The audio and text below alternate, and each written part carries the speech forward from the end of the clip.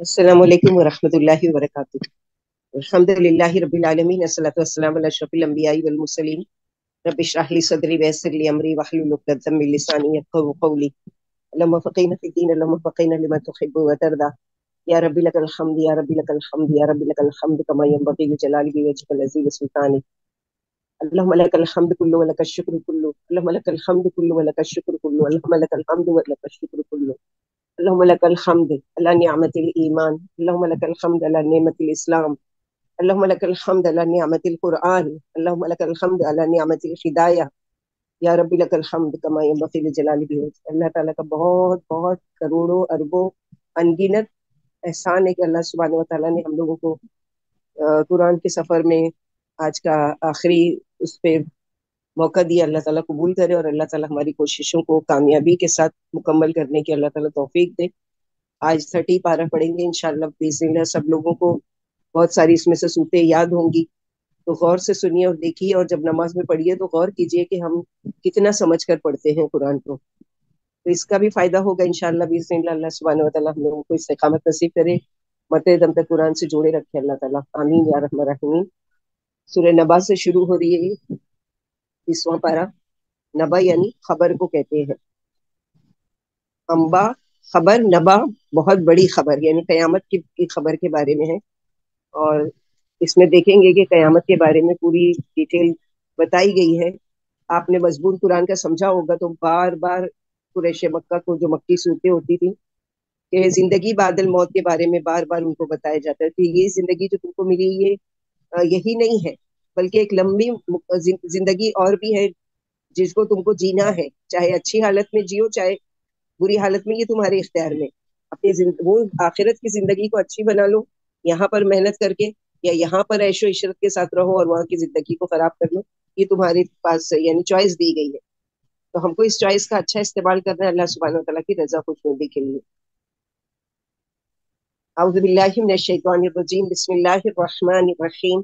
अम्मा यतसाअलून अनिन नबइल अज़ीम अल्लज़ी हुम फीहि मुख्तलिफून कल्ला सयअलमून सुम्मा कल्ला सयअलमून अलम नजअलिल अर्ज़ मिहादा वल जिबाला औतादा व खलक़नाकुम अज़वाजा वजअलना नौमकुम सुबाता वजअलना अल-लैला लिबासा वजअलना अन-नहारा मआशा वबनैना फौककुम सबअन शिदादा वजअलना सिराजन वहाजा वअंज़लना मिनल मुअसिराति माअन थज्जाजा लिनुखरिज बिही हब्बन व नबाता वजन्नातिन अल्फाफा। लोग किसके बारे में पूछ रहे हैं? क्या इस बड़ी खबर के बारे में जिसमें मुख्तलिफ है? ऐसा कभी नहीं करना चाहिए, इन्हें जल्द मालूम हो जाएगा। फिर हम कहते हैं ऐसा कभी नहीं करना चाहिए, उन्हें जल्द मालूम हो जाएगा। क्या हमने जमीन को, फर्श और पहाड़ों को मीखे नहीं बनाया, और तुम्हें जोड़ा जोड़ा बनाया, और तुम्हारी नींद को आरामदेह बनाया, और रात पर्दे वाली और दिन रोजी के लिए बनाया, और तुम्हारे ऊपर 7 मजबूत आसमान बनाए, और एक रोशन चिराग बनाया, और पानी से लबरेज बादलों से खूब पानी बरसाया, ताकि हम उससे गल्ला और सब्जी और घने बाग उगाएं। अल्लाह सुब्हानहू व तआला अपनी नेमतें याद करवा रहे हैं, और स्पेशली इसमें जो नेमत है कि यानी रात को हमने लिबास बनाया। लिबास यानी क्या होता है कि जिस तरह कपड़ा ढांकता है, कपड़ा जिस्म को ढांकता है, ऐसी रात क्या है, अंधेरा होकर पूरी दुनिया को ढांक लेती है और हमारी नींद का बास बनती है। यानी रात की स्याही जादू की तरह, चादर की तरह सब पर छा जाती है, जिसमें लोग अपना अपना काम छोड़कर आराम करते हैं। फिर सुबह की रोशनी नमूदार हो जाती है और लोग अपने अपने कारोबार में लग जाते हैं।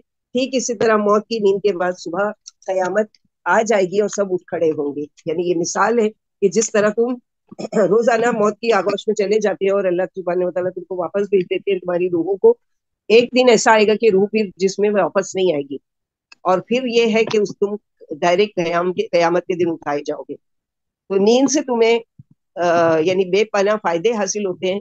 नींद सिर्फ थकावट ही दूर नहीं करती, बल्कि इंसानी जिस्म से बहुत से जहरीले मादे भी खारिज करती है और उसका सबब बनती है। जैसे हमारा रोजा है कि हेल्थ के हिसाब से बहुत मुफीद है, इसलिए अल्लाह ताला के कोई भी अहकामात हिकमत से खाली नहीं होते। रात को वक्त पर सोना और सुबह जल्दी उठना ये फितरत पर है, यानी फितरत सलीम पर है। यानी जो अल्लाह सुब्हानहू व तआला का पसंदीदा तरीका है। अबू बरज़ा से मरवी है कि रसूलुल्लाह सल्लल्लाहु अलैहि वसल्लम इशा से पहले सोना और इशा के बाद गुफ्तगू करने को नापसंद फरमाते थे कि बिला वजह टाइम पास किया जाए, यानी بعض मरतबा कोई जरूरी काम भी हो सकता है, उसके लिए आपको जागना हो, वो एक अलग बात है। लेकिन पसंदीदा यह है कि ईशा के बाद सो जाया जाए। अगर कोई जरूरी काम है, किसी का आना है, मेहमान आए हुए, देर उठी है जो है, वो एक अलग ऑप्शन है। लेकिन हमेशा की आदत बना लेना कि बिला वजह टाइम पास किया जा रहा है फोन पर, इस पर, उस पर, और उसके बाद देखा जा रहा है 12, 12:30, 1, 1:30 जो भी, कि नींद नहीं आती है, तो अपनी रूटीन को चेंज करना है अल्लाह सुब्हानहू व तआला के लिए। क्योंकि अगर अल्लाह ताला के अहकामात के मुताबिक हम अमल करेंगे, तो न सिर्फ ये कि आखिरत और दीन हमारा दुरुस्त होगा, बल्कि हमारी दुनियावी मामला भी दुरुस्त होंगे। इन यौमल फस्ल कान मीकात यौम युनफखु फिस्सूरी फतअतूना अफवाजा वफुतिहतिस समाउ फकानत अबवाबा वसुय्यिरतिल जिबालु फकानत सराबा इन जहन्नम कानत मिरसादा लित्तागीन मआबा लाबिसीन फीहा अहकाबा ला यदूकून फीहा बरदन वला शराबा इल्ला हमीमन व गस्साका जज़ाअन विफाका इन्नहुम कानू ला यरजून हिसाबा वकद्दबू बिआयातिना किद्दाबा वकुल्ल शैइन अहसैनाहु किताबा फज़ूकू फलन नज़ीदकुम इल्ला अज़ाबा। बिलाशुबा फैसले का एक मुकर्रर वक्त है जिस दिन सूर फूंका जाएगा और तुम फौज दर फौज जाओगे, और उस दिन आसमान खोल दिया जाएगा और उसमें दरवाजे हो जाएंगे और पहाड़ चला दिए जाएंगे और वो सफेद रेत की तरह हो जाएंगे। देखो, जहन्नम एक घात की जगह है, सरकशों का ठिकाना है। इसमें लोग बेशुमार सदियों तक पड़े रहेंगे, ना वहां ठंडक पाएंगे और ना पानी, बजुस गर्म पानी और बहती हुई पीप के, जो पूरा पूरा बदला होगा। इन्हें हिसाब का यकीन ही नहीं था और हमारी आयतें झुटलाने में पेश पेश थे। हमने हर चीज लिखकर महफूज कर ली है, अब तुम अपने करतूतों का मजा चखो, हम तुम पर अजाब बढ़ाते ही रहेंगे। अल्लाह मग़फ़िर लना मिन अज़ाबिक या रहमान रहीमीन। यानी कयामत का एक दिन मुकर्रर है जिसे यौमुल फस्ल भी कहा जाता है। ये जुमा का दिन होगा और नेक व बद जुदा जुदा कर दिए जाएंगे। और जैसे कि फरमाया, हम उसे सिर्फ थोड़ी सी मुद्दत के लिए मुलतवी किए हुए हैं। कयामत के दिन सूर फूका जाएगा, हर अमल वाले का जुदा गाना गुरु होगा, हर उम्मत अपने नबी के साथ और हर कौम अपने इमाम के साथ लाई जाएगी। नबी सल्लल्लाहु अलैहि वसल्लम ने फरमाया, दोनों सूरों की दरमियानी मुद्दत 40 दिन या माह या साल होगी। फिर अल्लाह के हुक्म से मैं बरसेगा और लोग घास की तरह जमीन से पैदा होंगे। जहन्नम में अल्लाह का अजाब सरकशों की घात में है, कोई भी जहन्नम से गुजरे बगैर जन्नत में नहीं जा सकता। अगर अमल ठीक है तो बेड़ा पार है, वरना रोक लिया जाएगा और जहन्नम में झोंक दिया जाएगा। जहन्नम पर 3 पुलें, हर पुल से गुजरना पड़ेगा। नबी सल्लल्लाहु अलैहि वसल्लम ने फरमाया, अल्लाह की कसम, जहन्नम से कोई शख्स एक लंबी मुद्दत तक रहे बगैर नहीं निकलेगा। और ये वो लोग होंगे जिनके अमाल के बदले उनके साथ मामला किया जाएगा, जैसे जिनके अमाल होंगे उसके मुताबिक वो उस पुल से गुजरेगा। इन्ना लिल मुत्तकीन मफाजा हदाइक व अनाबा व कवाइब अतराबा व कअसन दिहाका ला यस्माऊन फीहा लगवन वला किद्दाबा जज़ाअम मिन रब्बिका अताअन हिसाबा। यकीन मानो, नेकोकारों के लिए कामरानी और तैयार बाग है और अंगूर है नौजवान, हम उम्र दोशीज़ाएं और छलकते हुए जाम है, जहाँ ये बेहुदा और झूठी बातें न सुनेंगे। उन्हें आपके रब की तरफ से ये बदला मिलेगा जो काफी इनाम वाला होगा। नबी सल्लल्लाहु अलैहि वसल्लम ने फरमाया, जन्नत वालों की लिबास अल्लाह की रजामंदी के होंगे, उन पर रहमत के बादल घर गिर गिर कर आएंगे और उनसे पूछेंगे कि बताओ क्या बरसाएं। यानी बारिश के लिए बादल नहीं आएंगे जन्नत में, बल्कि क्या है, अपनी ख्वाहिशात को बताओ कि तुमको क्या दिल चाह रहा है, खाने का, पहनने का, घूमने का और सोने का, या क्या चीज का दिल चाह रहा है, वो बादल बादल से आएगा, जिनमें सुरूर के साथ नशा ना होगा कि मुंह से बेहुदा बातें निकले और किसी की कान में नहीं पड़ेंगी। फिर उनकी हस्बे मर्जी बारिश होगी, यहाँ तक कि नौजवान हम उम्र हूरें भी बरसेंगी। उन्हें पाकीज़ा शराब के लबालब जाम मिलेंगे जिनमें सुरूर के साथ नशा ना होगा कि मुंह से बेहुदा बातें निकले और किसी के कान में पड़े। और जन्नत तो दारुस्सलाम है, जहाँ ऐब या बुराई की कोई बात ही नहीं है, ना गंदगी है, ना कोई बदबू है, ना कोई ऐसी खराब करने वाली चीज है। पाक है, जन्नत साफ है और वहाँ की सारी नेमतें भी ऐसी ही पाक और साफ है। रब्बिस समावाति वल अर्दि वमा बैनहुमा अर्रहमान ला यमलिकून मिन्हु खिताबा यौम यक़ूमुर रूहु वल मलाइकतु सफ़्फ़ा ला यतकल्लमून इल्ला मन अदिन लहुर रहमानु व क़ाल सवाबा ज़ालिकल यौमुल हक़्क़ फ़मन शाअ इत्तख़ज़ इला रब्बिही मआबा इन्ना अंज़रनाकुम अज़ाबन क़रीबा यौम यंज़ुरुल मर्'उ मा क़द्दमत यदाह व यक़ूलुल काफ़िरु या लैतनी कुन्तु तुराबा। जो आसमान और जमीन है उनकी दरमियानी तमाम चीजों का रब है और बड़े ही मेहरबान है, किसी को उससे बात करने की जुरात नहीं होगी। जिस दिन रूह और फरिश्ते सफे बांध कर खड़े होंगे तो किसी को बात करने की जुरात ना होगी मगर जिसे रहमान इजाजत दे दे और वो बात भी दुरुस्त कहे। वाकई ये दिन आने वाला है, अब जो चाहे नेक अमल करके अपने रब के पास ठिकाना बना ले। हमने करीबी अजाब से तुम्हें चौकन्ना कर दिया है, जिस दिन इंसान अपने अमलों का बदला देख लेगा और काफिर कहेगा, काश कि मैं मिट्टी बन जाता। جیسے کہ حدیث میں ہے اس دن نبیوں کے علاوہ کسی کو بات کرنے کی جرات نہیں ہوگی. قول ثواب یعنی سب سے زیادہ سچا اور صحیح کلمہ کیا ہے؟ لا الہ الا اللہ. یعنی انبیاء توحید پرستوں ہی کی سفارش کریں گے. جو توحید پر رہے زندگی میں اور توحید پر ہی ان کی وہ فوت ہوئے تو ان کے حق میں سفارش کریں گے انبیاء. باقی کے لوگوں کے لیے اور سفارش کے لیے اللہ تعالیٰ کی مکمل چوائس ہوگی. یعنی کون کرے گا یہ بھی اللہ کی چوائس ہوگی, کس کے حق میں کی جائے گی یہ بھی اللہ تعالیٰ کی چوائس ہوگی. کوئی اپنی مرضی سے کسی کی سفارش نہیں کر سکے گا اس دن. الحمد للہ الذی بنعمتہ تتم الصالحات. اگلی سورہ نازیات. بسم اللہ الرحمن الرحیم. والنازعات غرقا والناشطات نشطا والسابقات سبقا فالسابقات سبقا فالمدبرات امرا یوم ترجف الراجفہ تتبعها الرادفہ قلوب یومئذ واجفہ ابصارها خاشعہ یقولون ائنا لمردودون فی الحافرہ اذا كنا عظاما نخرہ قالوا تلك اذا کرۃ خاسرہ فانما هي زجرۃ واحدہ فاذا هم بالساخرہ.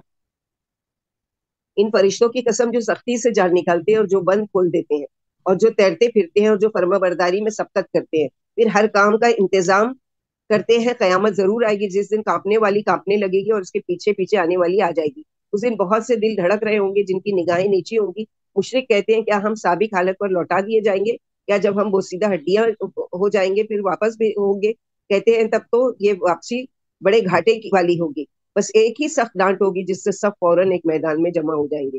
یعنی وہاں پر یہ نہیں کہ ایک ایک کو آواز دے کے بلایا جائے گا, ایک زوردار چیخ ہوگی اور سب خود بخود میدان حشر کی طرف دوڑ کر جا رہے ہوں گے. تو مختلف قسم کے فرشتوں کی قسم کھا کر قیامت کا یقین دلایا گیا ہے کہ بعض فرشتے جان گھسیٹ کر نکالتے ہیں, بعض گرے کھول دیتے ہیں اور روح خوشی خوشی عالم بالا کی طرف اڑنے لگتی ہے.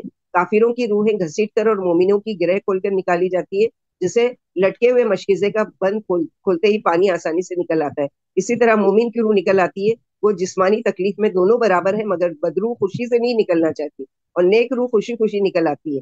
بعض فرشتے احکام الہیہ کی بجا آوری کے لیے ہوا میں تیرتے اور دوڑ کر آگے بڑھتے ہیں تاکہ مرتبہ بلند ہو. تو یہاں موت کے وقت فرشتے جہنم کے موت کے وقت فرشتے جسم کے اندر جا کر روح کھینچ کر نکالتے ہیں. نزاع کا معنی کیا ہوتا ہے؟ کھینچ کر نکالنا. کافر کی روح اپنا انجام دیکھ کر اس کے جسم سے نکلنا نہیں چاہتی, یعنی جسم میں ادھر ادھر چھپتی پھرتی ہے کہ مجھے باہر نہیں نکلنا ہے, کہ اس کو انجام معلوم ہو چکا ہے. تو کھینچ کر فرشتے یعنی دوسری جگہ جیسے ہم نے پڑھا کہ غرقہ یعنی اندر ڈوب کر جاتے ہیں جس میں اور کھینچ کر اس کی روح کو باہر نکالتے ہیں. اور نیکوکاروں کی روح کے بارے میں اللہ کے نبی صلی اللہ علیہ وسلم نے فرمایا کہ ان کی روحیں ایسے نکلتی ہیں کہ جیسے کہ آٹے میں سے تم بال نکال لیتے ہو, یا جیسے کہ تم نے پانی کا مشکیزہ ہے اس کا منہ کھول دیا, وہ اسموتھلی پانی نکل کر آسانی سے چلا جاتا ہے. اس طرح سے مومن کی روح نکلتی ہے. اللہم اجعلنا منہم. اللہ تعالیٰ ہماری روح کے ساتھ ایسے ہی آسانی کا معاملہ کرنا اور ہماری روح کی بھی ایسی ہی تربیت کرنا کہ فرشتے اس طرح سے ہمارے ساتھ آسانی کا معاملہ کرے. آمین یا رب العالمین. فرعون اللہ کے ساتھ اپنے آپ کو شریک کیا کرتا تھا. تو یہاں پر اللہ سبحانہ و تعالیٰ آگے اس کا ذکر آئے گا کہ کس طرح سے حدیث میں ہے 2/3 رات گزرنے کے بعد نبی صلی اللہ علیہ وسلم بستر چھوڑ دیتے اور یہ فرماتے رہتے, لوگوں اللہ کو یاد کرو کہ کپانے والی آ رہی ہے, اس کے پیچھے آنے والی آ رہی ہے, موت اپنے ساتھ تمام آفتوں کو لیے چلی آ رہی ہے. یعنی ایک تو قیامت آئے گی, وہ جب آئے گی, لیکن جس کی موت آ گئی وہاں سے ہی اس کا قیامت شروع ہو چکی ہوتی ہے, وہاں سے ہی اس کو جزا و سزا دکھا دی جاتی ہے اور وہاں سے ہی اس کے ساتھ ویسے ہی معاملات کیے جاتے ہیں جیسا اس کا عمل تھا دنیا میں.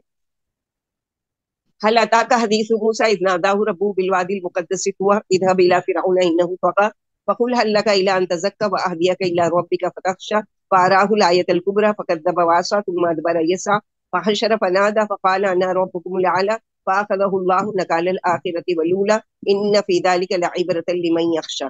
کیا تمہیں موسیٰ علیہ السلام کا واقعہ معلوم ہے جب انہیں ان کے رب نے ایک پاک میدان طویٰ میں پکار کر کہا کہ فرعون کے پاس جاؤ, وہ سرکش ہو گیا ہے, اور اسے پوچھو کیا تو اپنی اصلاح چاہتا ہے اور میں تیرے رب کی طرف تیری رہنمائی کروں تاکہ تو ڈرنے لگے. آخر موسیٰ علیہ السلام نے اسے ایک بڑی نشانی دکھائی جسے اس نے جھٹلایا اور کہنا نہ مانا. پھر الگ ہو کر کوشش کرنے لگا, پھر لوگوں کو جمع کر کے بلند آواز سے بولا کہ میں تمہارا سب سے اونچا رب ہوں. آخر اللہ نے اسے دنیا اور آخرت کے عذاب میں پھنسا دیا.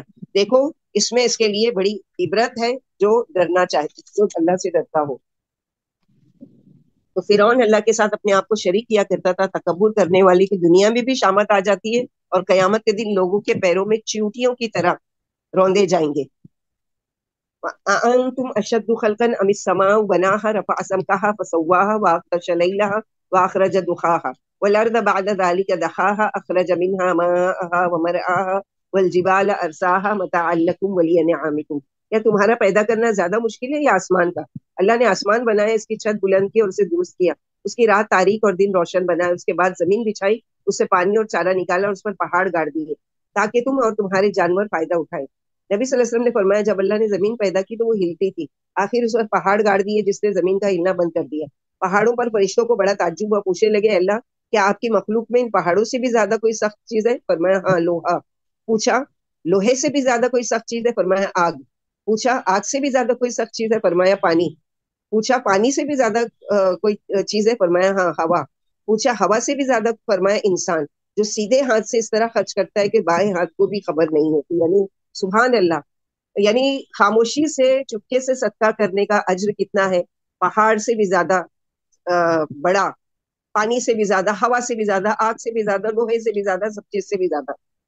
فَإِذَا جَاءَتِ الطَّامَّةُ الْكُبْرَىٰ يَوْمَ يَتَذَكَّرُ الْإِنسَانُ مَا سَعَىٰ وَبُرِّزَتِ الْجَحِيمُ لِمَن يَرَىٰ فَأَمَّا مَن طَغَىٰ وَآثَرَ الْحَيَاةَ الدُّنْيَا فَإِنَّ الْجَحِيمَ هِيَ الْمَأْوَىٰ وَأَمَّا مَنْ خَافَ مَقَامَ رَبِّهِ وَنَهَى النَّفْسَ عَنِ الْهَوَىٰ فَإِنَّ الْجَنَّةَ هِيَ الْمَأْوَىٰ يَسْأَلُونَكَ عَنِ السَّاعَةِ أَيَّانَ مُرْسَاهَا فِيمَ أَنتَ مِن ذِكْرَاهَا إِلَىٰ رَبِّكَ مُنتَهَاهَا إِنَّمَا أَنتَ مُنذِرُ مَن يَخْشَاهَا كأنهم يوم يرونها لم يلبثوا إلا عشية أو ضحاها۔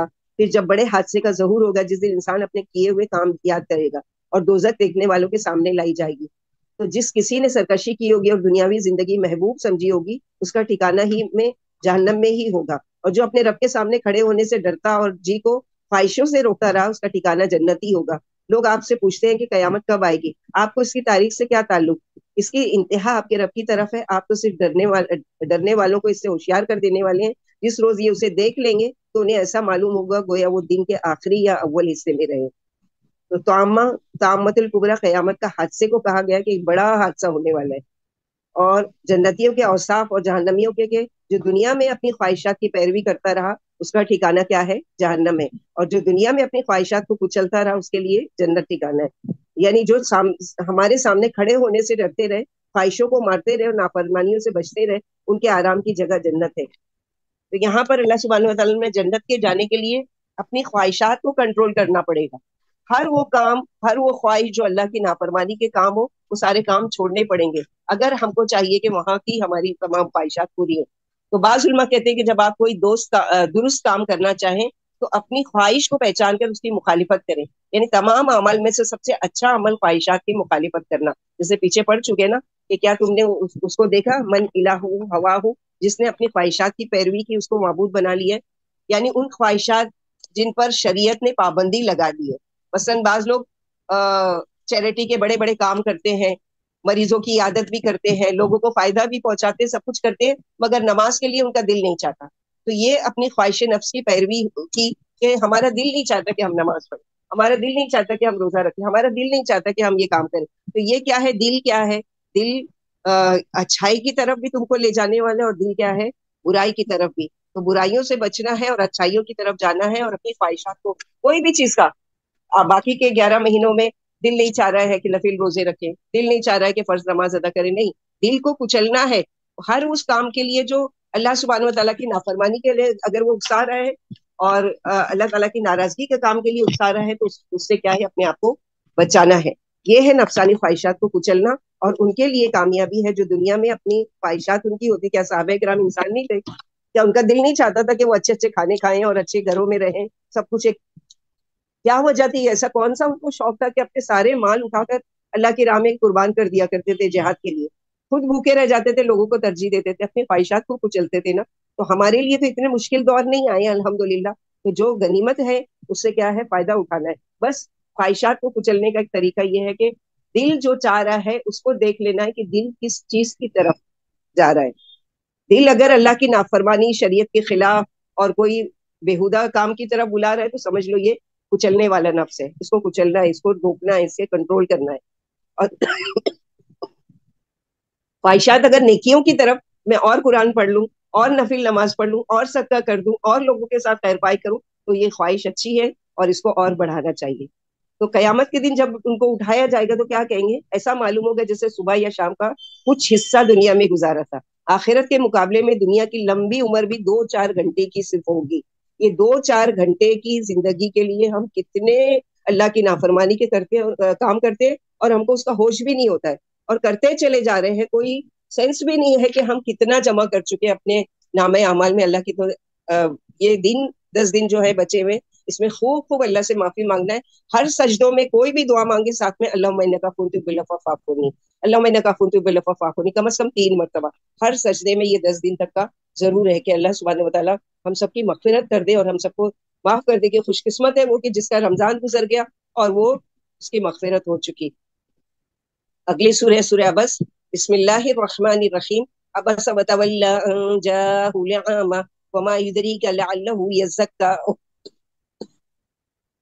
أو يذكر فتنفعه الذكرى أما من استغنى فأنت له تصدى وما عليك ألا يزكى وأما من جاءك يسعى وهو يخشى فأنت عنه تلهى كلا إنها تذكرة فمن شاء ذكره في صحف مكرمة مرفوعة مطهرة بأيدي سفرة كرام بررة.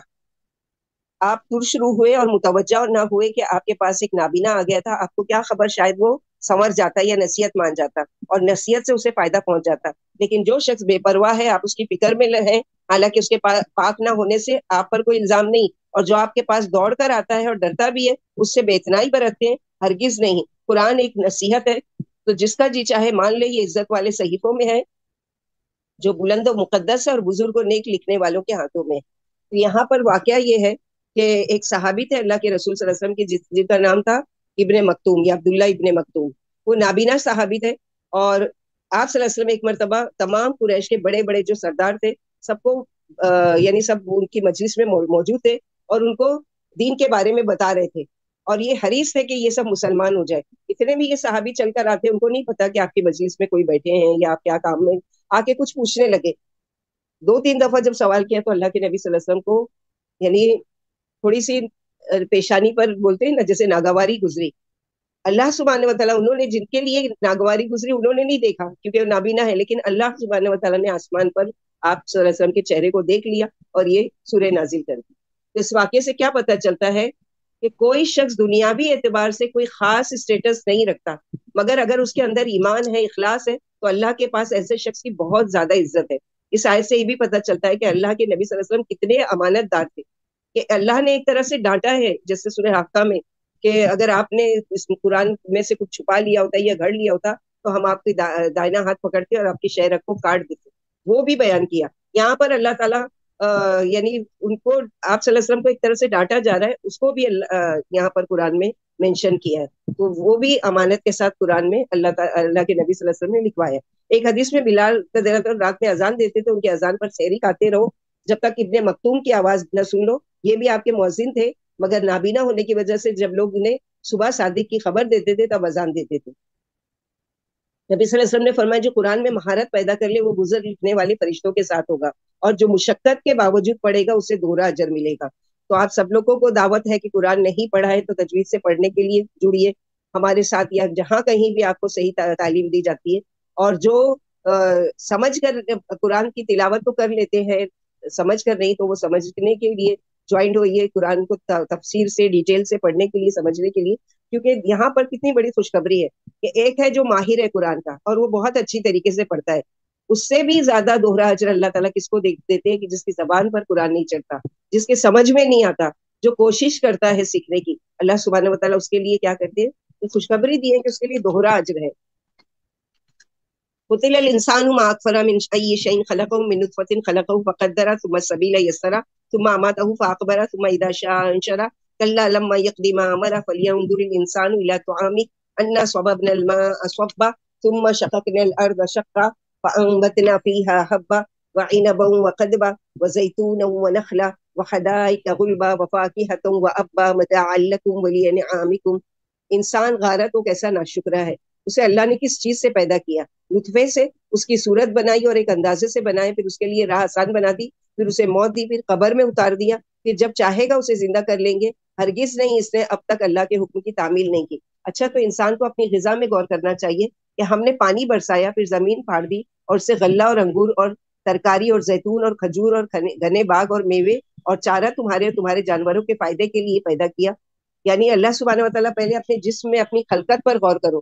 اور تم اگر اس پہ، کیونکہ ہم ناشکرے ہیں نا، انسان جو ہے ناشکرا ہے، اپنی خلقت پر غور نہیں کرتا کہ کس طرح سے میں ماں کے پیٹ میں ڈالا گیا اور کیسے میری وہاں 9 مہینے پرورش ہوئی، کس طرح وہاں پر اس چیز کے لیے آنکھ نہیں کھلتی ہے. تو ذرا آس پاس کے وہ تو دیکھو کہ تمہارے گھروں میں جو سامان آ رہا ہے بازاروں سے، تو وہ کیسے آ رہا ہے؟ تم نے تو صرف پیسہ دیا اور لے لیا، کیسے اگا، کیسے وہ بڑا ہوا، کیسے اس کی سچائی ہوئی، کیسے اس پر محنت کی گئی، ان ساری چیزوں پر غور کرو.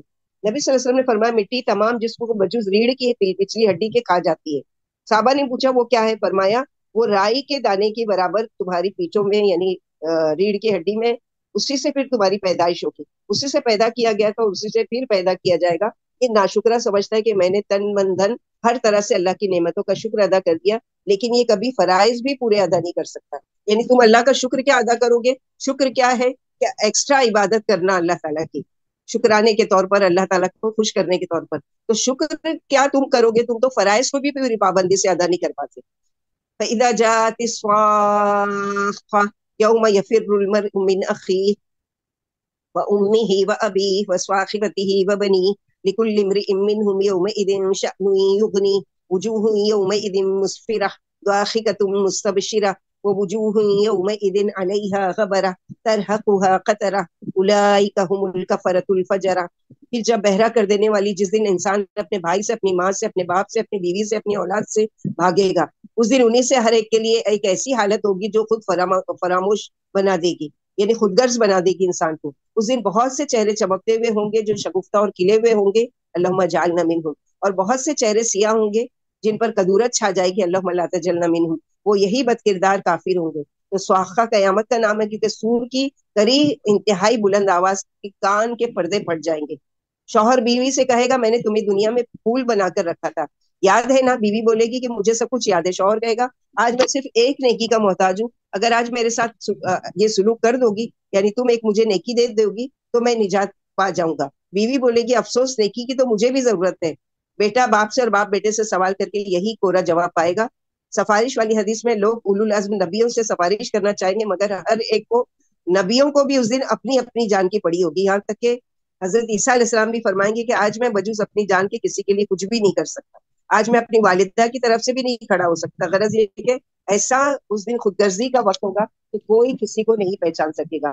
نبی صلی اللہ علیہ وسلم نے فرمایا تم قیامت کے دن کھڑے کیے جاؤ گے اس حالت میں کہ تم ننگے پاؤں، ننگے بدن اور غیر مختون، یعنی جیسے بغیر ختنے کے بچہ پیدا ہوتا ہے واپس ویسے ہی بن جاؤ گے اور جمع کیے جاؤ گے. عائشہ صدیقہ یا سودا رضی اللہ تعالیٰ پوچھتی ہے اللہ کے رسول کیا پردے والے مقامات پر نظر نہیں پڑے گی؟ یعنی جو دنیا میں ہم کو چھپانے کے لیے کہا جاتا ہے ایسی پردے کی چیزیں، تو وہاں پر سبھی ننگے کھڑے ہوں گے، بغیر کپڑے کے لباس کے کھڑے ہوں گے، تو کیا سب کی نظر نہیں پڑے گی وہاں پر؟ یعنی ان کو حیرت ہو رہی ہے. تو فرمایا عائشہ اس دن کی گھبراہٹ ہر شخص کو خود فراموش کر دے گی، کسی کو کسی کی طرف دیکھنے کا کچھ ہوش ہی نہیں ہوگا، یعنی اس قدر ہولناکی ہوگی. حدیث میں ہے کہ ان کا پسینہ لگام کی طرح جاری ہوگا، جس پر گرد پڑ پڑ کر جم جائے گی. ان کے دلوں میں کفر اور عملوں میں کھوٹ تھا، تو لوگ اپنے اپنے پسینوں میں اس دن ڈوبے ہوئے ہوں گے. اللہ تعالیٰ اس دن کی ہولناکی سے ہم کو محفوظ کرے. اللہم انی اعوذ بک من خزی الدنیا وعذاب الآخرہ. سورہ تکویر یہ بھی قیامت کے ناموں میں سے ایک نام ہے. بسم اللہ الرحمن الرحیم.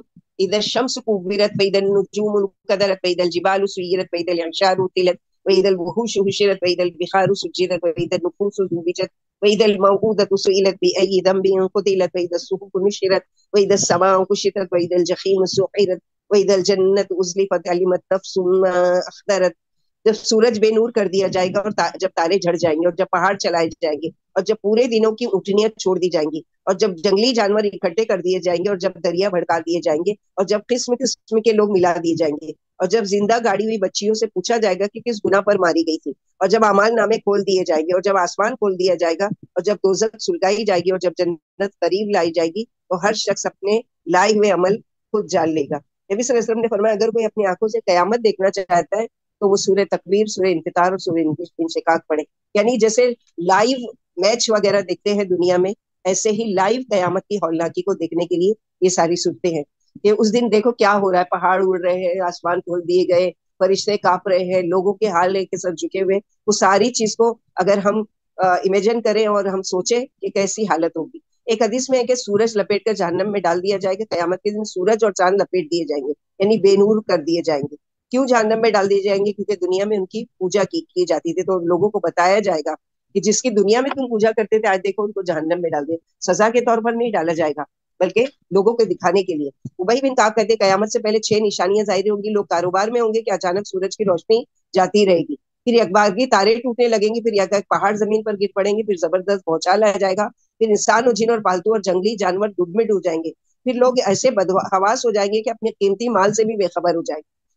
آخر جن اس حادثے کی تحقیق کے لیے پھیل جائیں گے, دیکھیں گے کہ سمندر میں آگ لگ رہی ہے جس کے شعلے آسمان تک جا رہے ہیں. لوگ اسی حال میں ہوں گے کہ ایک دم زمین پھٹنے لگے گی اور آسمان ٹوٹ ٹوٹ کر گرنے لگیں گے. ساتوں زمین و آسمان کا یہی حشر ہوگا, پھر تیز و تند ہوا سے سب جاندار مر جائیں گے. نبی صلی اللہ علیہ وسلم نے فرمایا تمام تارے اور تمام معبود جہنم میں جھونک دیے جائیں گے, صرف حضرت عیسیٰ ماں مریم علیہ السلام محفوظ رہیں گے. اگر یہ بھی اپنی عبادت سے خوش ہوتے تو ان کو بھی جہنم میں ڈال دیا جاتا. پہاڑوں کا نام و نشان بھی نہیں رہے گا, زمین صاف چٹیل اور ہموار میدان رہ جائے.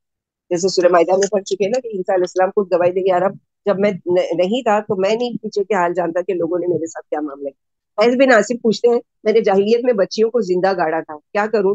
فرمایا ہر بچی کے بدلے غلام آزاد کرو. بولے میرے پاس غلام نہیں ہے. فرمایا تو ہر ایک کے بدلے ایک ان کی قربانی کر. ایک روایت میں نے 8 اور ایک روایت میں 12 بچیاں زندہ گاڑی. فرمایا ان کی تعداد کے مطابق غلام آزاد کر. چنانچہ حسب تعداد غلام آزاد کرتی ہے.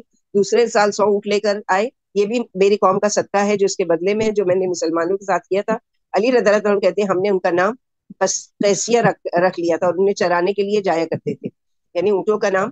تو اس زمانے میں تو لڑکیاں پیدا نہیں ہو جو کوئی دوسرا شخص ہمارا داماد بنے, یہ بڑی ذلت اور غیرت کی بات سمجھتے تھے. یا لڑکیاں پیدا ہو رہی ہے تو بڑی ہو کر کیا کرے گی, اور یہ اس خوف سے 10-12 لڑکیوں کو بھی زندہ گاڑا گیا. اور بہت طویل واقعات بھی ہے کہ آپ صلی اللہ علیہ وسلم کے پاس ایک صحابی آئے, اپنا بیان کرنے لگے پوری کہ کس طرح سے میں نے وہ کیا, اور آپ صلی اللہ علیہ وسلم کی آنکھوں سے بے حساب آنسو جاری تھے.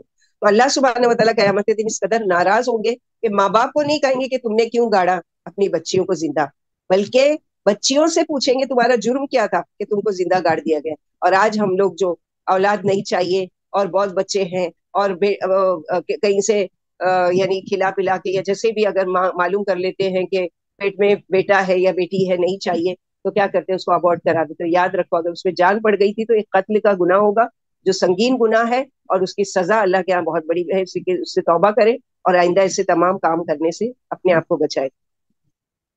ولا اقسم بالخنس الجوار الكنس والليل اذا عسعس والصبح اذا تنفس انه لقول رسول كريم ذي قوة عند ذي العرش مكين مطاع ثم امين وما صاحبكم بمجنون ولقد رآه بالافق المبين وهو على الغيب بضنين وما هو بقول شيطان رجيم فأين تذهبون ان هو الا ذكر للعالمين لمن شاء منكم ان يستقيم وما تشاءون الا ان يشاء الله رب العالمين. پیچھے ہٹنے والے تاروں کی قسم جو چلتے رہتے ہیں پھر چھپ جاتے ہیں, اور رات کی قسم جب وہ جانے لگے, اور صبح کی قسم جب وہ آنے لگے. واقعی یہ قرآن ایک عزت والے فرشتے کا لایا ہوا ہے جو بڑے طاقتور ہے, اور بڑا طاقتور ہے یعنی جبریل علیہ السلام, اور عرش والے کے نزدیک معزز ہے, اس کا وہاں کہا مانا جاتا ہے, اور امین ہے. اور تمہارا ساتھی سرپیرا نہیں ہے, آپ نے اسے آسمان کے کھلے کنارے پر دیکھا, آپ غیب کے بتانے میں بخیل نہیں ہے, اور یہ قرآن شیطان مردود کا کلام نہیں ہے. پھر تم کدھر جا رہے ہو؟ یہ تو دنیا کے لیے نصیحت نامہ ہے, خصوصاً اس کے لیے جو تم میں سے سیدھی راہ پر چلنا چاہے, اور تم بلا پروردگار کے چاہے کچھ نہیں چاہ سکتے.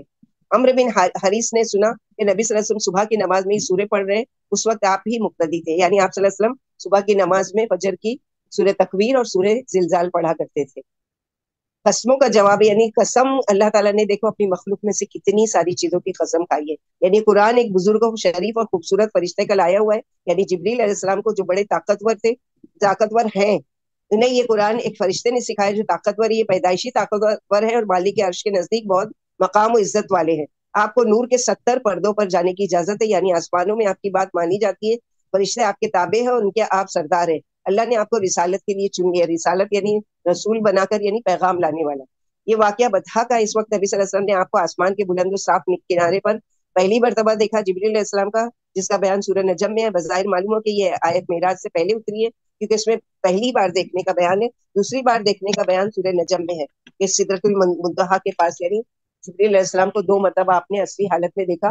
باقی ایک صحابی تھے داہیہ کلبی، بہت خوبصورت صحابی تھے، ان کی شکل میں یہ آیا کرتے تھے آپ صلی اللہ علیہ وسلم کے پاس اور وہی لے کر. الحمد للہ الذی بنعمتہ تتم الصالحات. اگلی سورہ بھی قیامت کے بارے میں، سورہ انفطار. ایک دفعہ معاذ رضی اللہ عنہ نے عشاء کی نماز پڑھائی اور قرات لمبی کر دی. نبی صلی اللہ علیہ وسلم نے فرمایا معاذ کیا یہ صورت اعلیٰ دوحہ اور انفطار نہ تھی؟ میں بھی اس کے یعنی اس میں بھی اللہ تعالیٰ کی وہ ہے کہ لوگوں کو مشقت میں نہیں ڈالنا ہے، بلکہ کیا ہے آسانی کرنا ہے. یعنی لمبی لمبی صورتیں پڑھ کے لوگ اکتا جائے، اس سے بہتر یہ چھوٹی صورتیں پڑھے.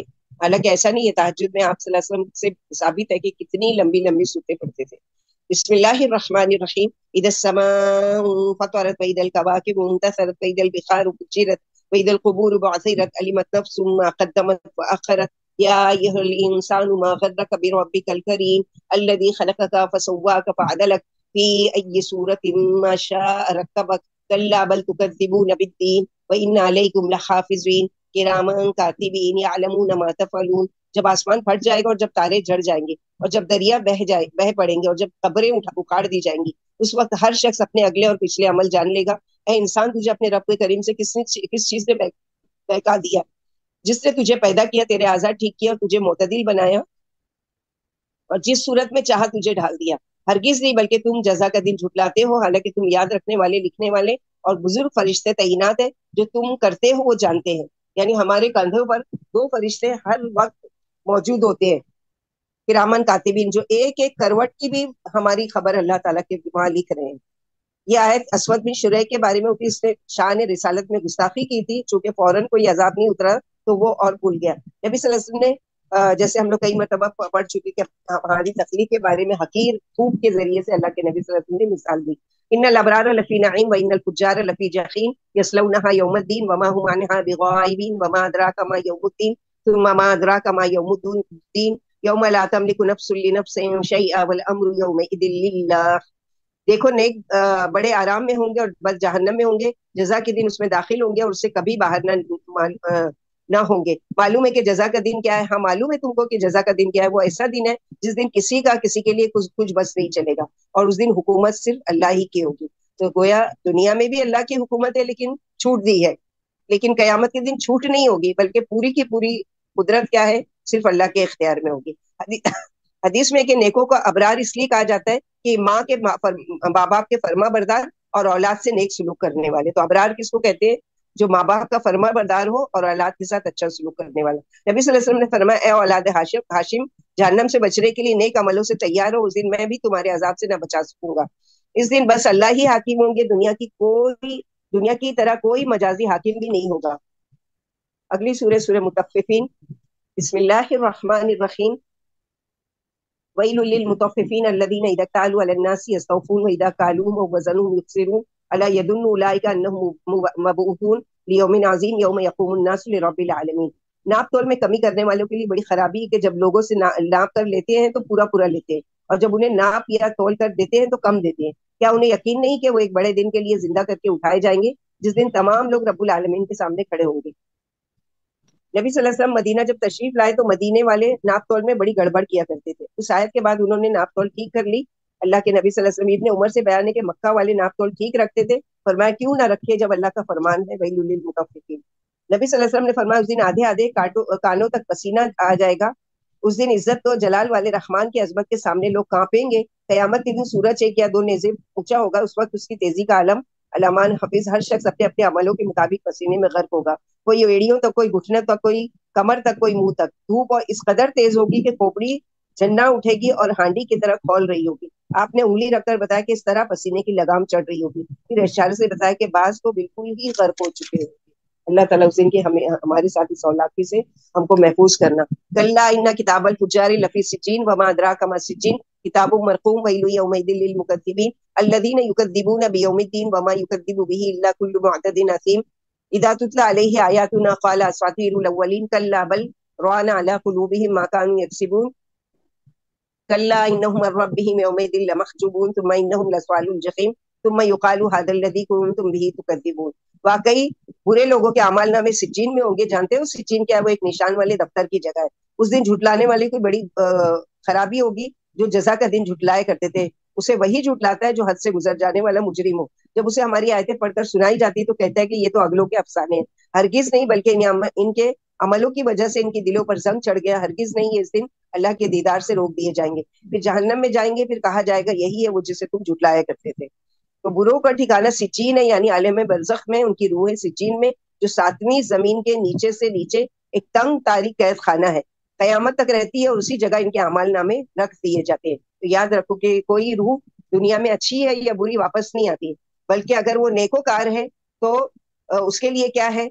سجین سبز رنگ کی چٹان یا جہنم کا گھڑا ہے. ہر اوپر کے روح کے بارے میں یعنی جگہ فراغ اور نیچے کی جگہ تنگ ہوتی ہے. سب سے زیادہ فراغ جنت الفردوس اور سب سے تنگ 7ویں زمین کا درمیانی مرکز ہے. چونکہ کافروں کا ٹھکانہ جہنم ہے، اس لیے جہنم سب سے نیچے ہے. ایک حدیث میں اس کے لیے وہی ہے جو جھوٹ بول کر لوگوں کو ہنسائے، یعنی جوکس وغیرہ کے ذریعے. اور یاد رکھے کہ جوکس وغیرہ ہم تو نہیں کرتے، لیکن اگر ہم بیٹھ کر دیکھ رہے سن رہے ہیں تو وہ بھی اس میں شامل ہے. اور اس کے لیے ویل ہے، اس کے لیے ویل ہے. ویل جہنم کا ایک خطرناک کنواں بھی ہے، کیونکہ یہ جزا کے قائل نہ تھے اور اسے خلاف عقل کہہ کر ٹال دیا کرتے ہیں، حالانکہ عقل کے عین مطابق ہے. نبی صلی اللہ علیہ وسلم نے فرمایا گناہ سے دل پر سیاہ نقطہ پڑ جاتا ہے، پھر اگر توبہ کر لی جائے تو وہ مٹ جاتا ہے، اور اگر گناہ پر گناہ کیے جاتا ہے تو سیاہی پھیل جاتی ہے. یہی بیان ہے کلا بل روانا، یعنی دلوں کو بالکل ڈھانک لیا گناہوں نے. کلا ان کتاب الابرار لفی علیین وما ادراک ما علیون کتاب مرقوم یشهد المقربون ان الابرار لفی نعیم علی الارائک ينظرون تعرف في وجوههم نظرة النعيم يسقون من رحيق مختوم ختامه مسك وفي ذلك فليتنافس المتنافسون ومزاجه من تسلیم عین یشرب بها المقربون. ہرگز ایسا نہیں ہے. نیکوں کے اعمال نامے علیین میں رہیں گے. معلوم ہے کہ علیین کیا ہے؟ وہ ایک نشان والے دفتر کی جگہ ہے جسے مقرب فرشتے دیکھتے ہیں. واقعی نیک بڑی راحت میں ہوں گے، مسیریوں پر دیکھ رہے ہوں گے.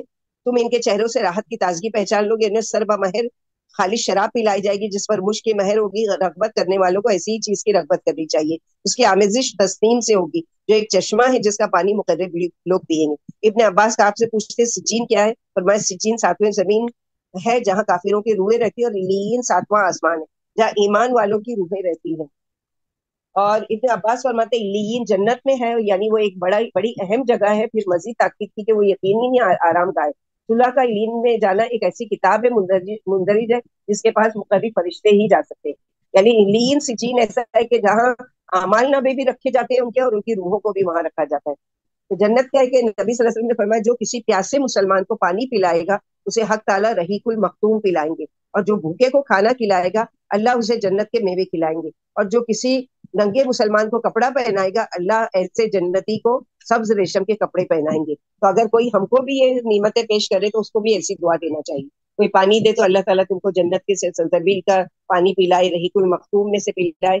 اور کوئی کھانا کھلائے تو اللہ تعالیٰ تم کو جنت کے میوے کھلائے. اور کوئی کپڑے پہنائے تو اللہ تعالیٰ تم کو جنت کے سب ریشم لباس پہنائے. اس طرح کی دعا دینا چاہیے. ان الذين اجرموا كانوا من الذين امنوا يضحكون واذا مروا بهم يتغامزون واذا انقلبوا الى اهلهم انقلبوا فكهين واذا راوهم قالوا ان هؤلاء لضالون وما ارسلوا عليهم حافظين فاليوم الذين امنوا من الكفار يضحكون على الارائك ينظرون هل ثوب الكفار ما كانوا يفعلون. یہ مجرم دنیا میں مسلمانوں کی ہنسی اڑایا کرتے تھے. جب ان کے پاس سے گزرتے تھے تو آپس میں اشارے کرتے تھے، اور جب اپنے گھر جاتے تھے تو دل لگی کرتے ہوئے جاتے تھے. اور جب انہیں دیکھتے تو کہتے ہیں بلا شبہ یہ گمراہ ہے. مجرم مومنوں پر محافظ بنا کر تو نہیں بھیجے گئے، لہٰذا آج مومن ان مجرموں پر ہنسیں گے اور تختوں پر بیٹھے دیکھ رہے ہوں گے کہ واقعی مجرموں نے اپنے کرتوتوں کا خوب مزہ چکھ لیا. آج قیامت کے دن مومن بھی ان بدکاروں پر ہنس رہے ہوں گے. یعنی دنیا میں یہ ان پر ہنسا کرتے تھے، تو قیامت کے دن کیا ہے کہ مومن بھی ان پر ہنس رہے ہوں گے.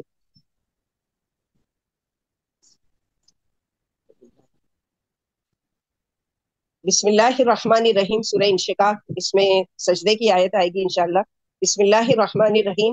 اذا السماء انشقت واذنت لربها وحقت واذا الارض مدت والقت ما فيها وتخلت واذنت لربها وحقت يا ايها الانسان انك كادح الى ربك كدحا فملاقيه فاما من اوتي كتابه بيمينه فسوف يحاسب حسابا يسيرا وينقلب الى اهله مسرورا واما من اوتي كتابه وراء ظهره فسوف يدعو ثبورا ويصلى سعيرا انه كان في اهله مسرورا انه ظن ان لن يحور بلى ان ربه كان به بصيرا.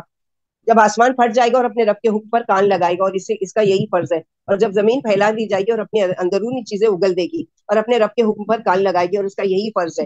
اے انسان تو اپنے رب کے پاس جانے تک عمل میں کوشش کر رہا ہے، پھر اس سے جا ملے گا، پھر جسے عمل نامہ سیدھے ہاتھ میں دیا جائے گا اس سے آسان حساب لیا جائے گا اور وہ خوش ہو کر اہل و عیال کی طرف لوٹے گا، اور جسے عمل نامہ پیچھے سے دیا جائے گا وہ ہلاکت ہی ہلاکت پکارے گا اور جہنم میں جائے گا۔ یہ دنیا میں اپنے گھر میں خوش رہتا تھا، اس کا خیال تھا کہ اسے واپس ہونا نہیں ہے، کیوں نہیں اس کا رب اسے خوب دیکھ رہا ہے۔ نبی صلی اللہ علیہ وسلم نے فرمایا اللہ پاک زمین کو چمڑے کی طرح کھینچ دیں گے تاکہ اس میں موقف والے سما سکے، یعنی اتنی بھیڑ ہوگی کہ ہر شخص کو صرف 2 قدم رکھنے کی جگہ ملے گی۔ مجھے سب سے پہلے بلایا جائے گا، جبریل علیہ السلام اللہ کی دائیں جانب ہوں گے، اللہ کی قسم اس سے پہلے انہوں نے اللہ کو نہیں دیکھا ہوگا۔ میں کہوں گا اے جبریل نے مجھ سے کہا تھا کہ مجھے اللہ نے لوگوں کے پاس بھیجا، ارشاد ہوگا جبریل سچے ہے، پھر میں سفارش کی اجازت مانگوں گا اور اجازت ملنے پر کہوں گا اللہ آپ کے بندوں نے زمین کے گوشے گوشے پر آپ کی عبادت کی، یہی مقام محمود ہے۔ قیامت کے دن زمین اپنے تمام مردے اگل دے گی اور خالی ہو جائے گی، یہ بھی اللہ کے حکم پر کان لگائے ہوئے ہوں گے اور اسے یہی لائق ہے۔ ایک دفعہ جبریل علیہ السلام سے آپ صلی اللہ علیہ وسلم نے کہا محمد صلی اللہ علیہ وسلم جب تک چاہو جی لو آخر موت ہے، جس سے چاہو دل لگا لو آخر جدائی ہے، جو چاہو کر لو ایک دن بدلے والا دن آنے والا ہے۔ تو جس کا سیدھے ہاتھ میں عمل نامہ دیا جائے گا اس سے آسان حساب ہوگا اور معمولی خطائیں معاف کر دی جائیں گی، لیکن جس کے تمام عملوں کا حساب ہوگا وہ یقیناً ہلاک ہوگا۔ نبی صلی اللہ علیہ وسلم نے فرمایا جس سے پوچھ گچھ ہوگی وہ ضرور برباد ہوگا۔ آپ نے یہ بات بیان فرماتے ہوئے ہاتھ پر انگلی رکھ کر اسے ہلا کر جیسے کچھ قریدنا بتایا، یعنی جس سے قرید ہوگی وہ عذاب سے بچ نہیں سکتا۔ ایک دفعہ عائشہ صدیقہ نے سنا کہ آپ نماز میں دعا مانگ رہے ہیں لما حاسبنی حسابا یسیرا، اللہ مجھ سے آسان حساب لینا۔ جب فارغ ہوئے تو پوچھا آسان حساب کیا ہے؟ فرمائے صرف اعمال نامے پر نظر ڈال کر کہہ دیا جائے جاؤ ہم نے درگزر کی، لیکن جس سے حساب لیا جائے گا وہ ہلاک ہوگا۔ اللہ مدخلنا جنت بغیر حساب۔ تو دنیا میں جیسے کہ ہوتا ہے نا کہ ہم لوگ کیا کرتے ہیں، مثلا سبھی لوگوں کا ایئرپورٹ پر جانے کا اتفاق ہوا ہوگا، تو ہم جب سیکورٹی گارڈ کے پاس سے گزرتے ہیں انٹری کرتے ہیں ایئرپورٹ میں، تو وہ صرف اپنا آپ کا پاسپورٹ اور ویزا دیکھتا ہے اور آپ کو انٹری دیتا ہے کہ جائیے، یعنی آج کی ٹکٹ آپ کی کنفرم ہے اور آپ کا ویزا یعنی کنفرم ہے۔ تو یہ دنیا کا حال ہے۔ ایسے ہی اللہ سبحانہ و تعالیٰ کی مثال تو نہیں دی جا سکتی کہ اللہ تعالیٰ بس نام عمل کی طرف ایک نظر دیکھیں گے اور کہیں گے جاؤ جنت میں، اور کچھ ایسے کہ ان سے حساب دیکھا بھی نہیں جائے گا بلکہ بغیر حساب کے کتاب کے جنت میں داخل ہوں گے انشاءاللہ باذن اللہ۔ کبھی ہم لوگ اگر جنت کی تلاش میں ٹاپک لیں گے تو اس میں ہے کہ کون خوش قسمت لوگ ہوں گے جن کو جنت میں بغیر حساب کے اللہ تعالیٰ ڈالے جائیں گے۔ یہ کون لوگ ہوں گے جن سے درگزر کیا جائے گا؟ جو دنیا میں لوگوں سے درگزر کیا کرتے تھے، جو دوسروں کے ساتھ دنیا میں قصور معاف کر دیا کرتے تھے، جو دنیا میں لوگوں کے ساتھ اچھا سلوک کرتے تھے، اللہ تعالیٰ آج ان کے ساتھ اچھا سلوک کریں گے۔ دنیا میں بھی خوشی سب سے پہلے، یعنی کچھ بھی کوئی چیز اگر خوشی کی ملتی ہے تو کیا کرتے ہیں؟ سب سے پہلے اپنے گھر والوں سے شیئر کرتے ہیں۔ تو آخرت میں بھی مگر کون سے گھر والے جن کے ساتھ ایمان اور اچھے اعمال کے ساتھ رہ رہا تھا، کیونکہ وہ دنیا میں ڈرتے ہوئے رہا کرتا تھا، جیسے پیچھے پڑ چکے نا کہ ہم اپنے اہل و عیال میں ڈر کر رہتے تھے، یعنی باہر بھی ڈرتے تھے لوگوں کے سامنے بھی اور گھر والوں میں بھی۔ ایسا نہیں کہ گھر میں کچھ عمل اور باہر کچھ، باہر والوں کے ساتھ تو بہت اچھے اور گھر میں آ کر ایسے کہ شیطان سے بھی زیادہ برے کام کرے۔ تو اس طرح کے یہاں پر بتایا جا رہا ہے کہ وہ گھر والوں میں بھی ڈر کر رہتے تھے۔ ڈر کر رہنا یہ ہے کہ جیسے اللہ کے نبی صلی اللہ علیہ وسلم کی مثال دیں گے کہ عائشہ رضی اللہ عنہا فرماتی کہ ہمارے ساتھ بیٹھ کر اتنی خوش گپیوں میں مشغول رہتے تھے، اتنا ہنستے بولتے اور اس میں اچھے موڈ میں ہوتے تھے، لیکن جیسے ہی اذان ہوتی تھی سب کچھ چھوڑ چھاڑ کر نکل جاتے تھے اللہ تعالیٰ کی پکار پر۔ تو اس طرح سے اللہ تعالیٰ کی جب احکامات آ جائے تو پھر وہاں پر یہ نہیں ہے کہ گھر والوں کی محبت آ جائے یا ان کی محبت میں تھوڑا کام کو ڈیلے کیا جائے یا جو بھی کیا جائے، یعنی دنیا کی معمولی خوشی میں اتنا مصروف تھا کہ یا دوسرے کا حال جس کا پیٹ پیچھے کیوں دیا جائے گا کہ جب اس کو نام اعمال اس کے ہاتھ میں دیا جا رہا ہوگا لیفٹ ہینڈ میں تو وہ ہاتھ پیچھے کر لے گا، تو پکڑ کے زبردستی بیک سائڈ سے یعنی پیچھے سے دیا جائے گا۔ تو وہ کیا اقرار کرے گا کہ دنیا کی معمولی خوشی میں وہ اتنا مصروف تھا کہ وہ آخرت کو بھولا ہوا تھا۔ پہلا دنیا میں ڈر کے ساتھ رہا تو آخرت میں اس کے لیے امن، دوسرا دنیا میں امن کے ساتھ رہا تو آخرت میں اس کے لیے ڈر۔ تو سوچ لیں کہ ہم کو کس طرح کی زندگی گزارنا ہے۔ اللہ سبحانہ وتعالی ہم سب کی حفاظت کرے۔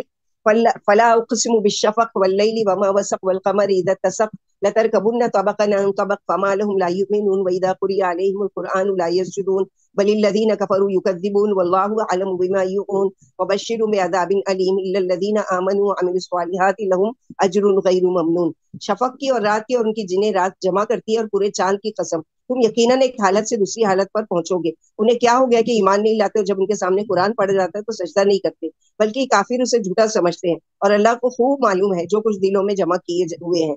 آپ انہیں ایک دکھ بھرے عذاب کی خوشخبری سنا دیجیے، ہاں ایمان والوں اور نیک عمل والوں کے لیے کبھی نہ ختم ہونے والا بدلہ ہے. سجدے کی آیت ہے.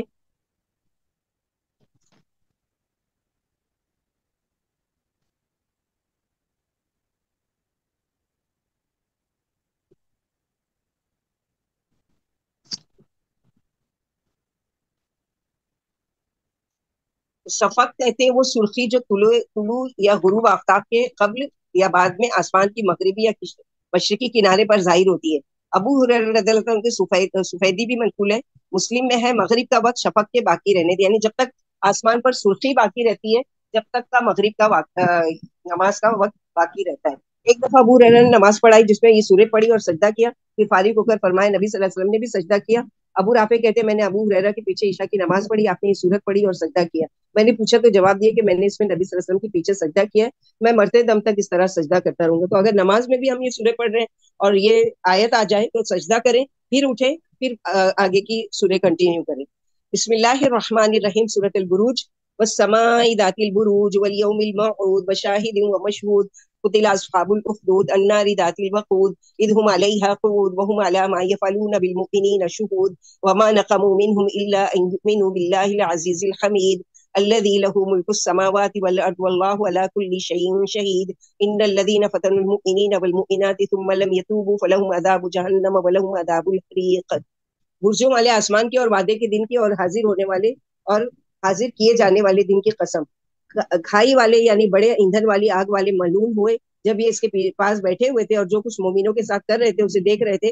انہوں نے مسلمانوں میں کوئی خرابی نہیں پائی بجز اس کے کہ وہ اللہ پر ایمان لے آئے تھے جو بے حد قابل تعریف ہے, جس کی بادشاہت آسمان و زمین پر ہے اور اللہ ہر چیز سے خوب واقف ہے. جنہوں نے مسلمان مردوں اور عورتوں کو ستایا اور بعد میں توبہ بھی نہیں کی, یقیناً ان کے لیے جہنم کا جلنے کا عذاب ہے. مشہود سے عرفے کا دن یا قیامت کا دن مراد ہے, اور یہ ایک طویل واقعہ ہے کہ نبی صلی اللہ علیہ وسلم فرماتے پہلے زمانے میں ایک بادشاہ تھا جس کے پاس ایک جادوگر رہتا تھا. جب جادوگر بوڑھا ہو گیا تو اس نے بادشاہ سے کہا مجھے کوئی ذہین بچہ دے دیجیے جس سے جادو سکھا دوں. چنانچہ اسے ایک بچہ دے دیا گیا. یہ بچہ اس کے پاس آتا جاتا رہا. راستے میں ایک عالم کا گھر پڑتا تھا. ادھر سے گزرتے ہوئے کبھی کبھی یہ بچہ اس عالم کا واز سننے لگتا اور کبھی عبادت بھی کرنے لگتا. ادھر تو اسے جادوگر ڈانٹتا تھا, ادھر ماں باپ بھی تنبیہ کرتے تھے کیونکہ دونوں جگہ دیر سے پہنچتا تھا.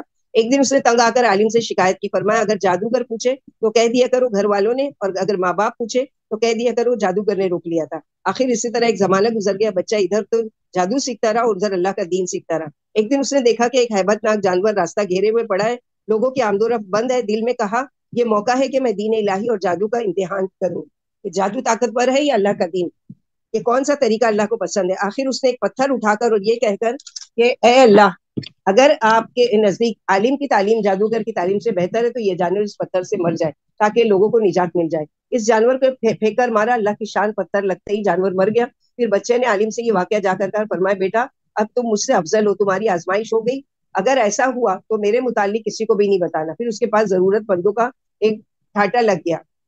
اس کی دعا سے مادرزاد اندھے اور کوڑی اور ہر قسم کے بیمار اچھے ہونے لگے. دربار میں ایک نابینا وزیر بھی تھا. جب اس کے کان میں بھنک پڑی تو وہ بھی تحفے تحائف لے کر حاضر ہوا اور کہنے لگا اگر میری بینائی لوٹ آئی تو یہ سب کچھ دے دوں گا. بولا شفا اللہ کے اختیار میں کچھ نہیں کر سکتا. اگر تم اللہ کا دین قبول کر لو گے تو میں تمہارے لیے دعا کروں گا. وزیر نے اقرار کر لیا. بچے نے دعا کی, اللہ نے وزیر کی بینائی لوٹا دی. اب تو وزیر حسب سابق دربار میں کام کرنے لگا. بادشاہ نے تعجب سے پوچھا کہ بینائی کیوں کر لوٹی. وزیر بولا میرے رب نے شفا دی. بادشاہ بولا کیا میں نے؟ وزیر بولا نہیں, ہمارا اور تمہارا رب اللہ ہے. بادشاہ کہنے لگا کیا میرے علاوہ بھی تیرا کوئی رب ہے؟ وزیر نے کہا ہاں, ہم سب کا رب اللہ ہے. بادشاہ نے وزیر کو مارا پیٹا اور طرح طرح کی سزائیں دی اور پوچھا تجھے یہ تعلیم کس نے دی؟ وزیر پھولا پھولا بچے کے ہاتھ پر میں مشرفہ اسلام ہوا. بادشاہ نے بچہ کو بلا کر کہا اب تو جادو میں خوب ماہر ہو گیا ہے, جادو سے ہر قسم کی بیماریاں دور کرنے لگا. بچہ بولا غلط ہے, جادو سے نہیں.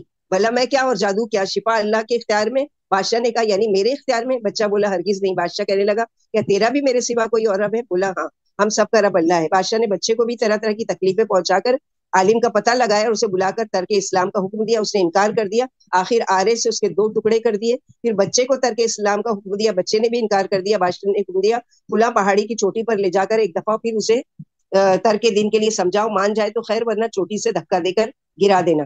چنانچہ پہاڑ پر لے جائے گا. جب اسے دھکا دینا چاہا تو اس نے اللہ سے دعا مانگی اللہ مکفینیہم بما شئت, اے اللہ مجھے حسب مرضی ان سے نجات دے.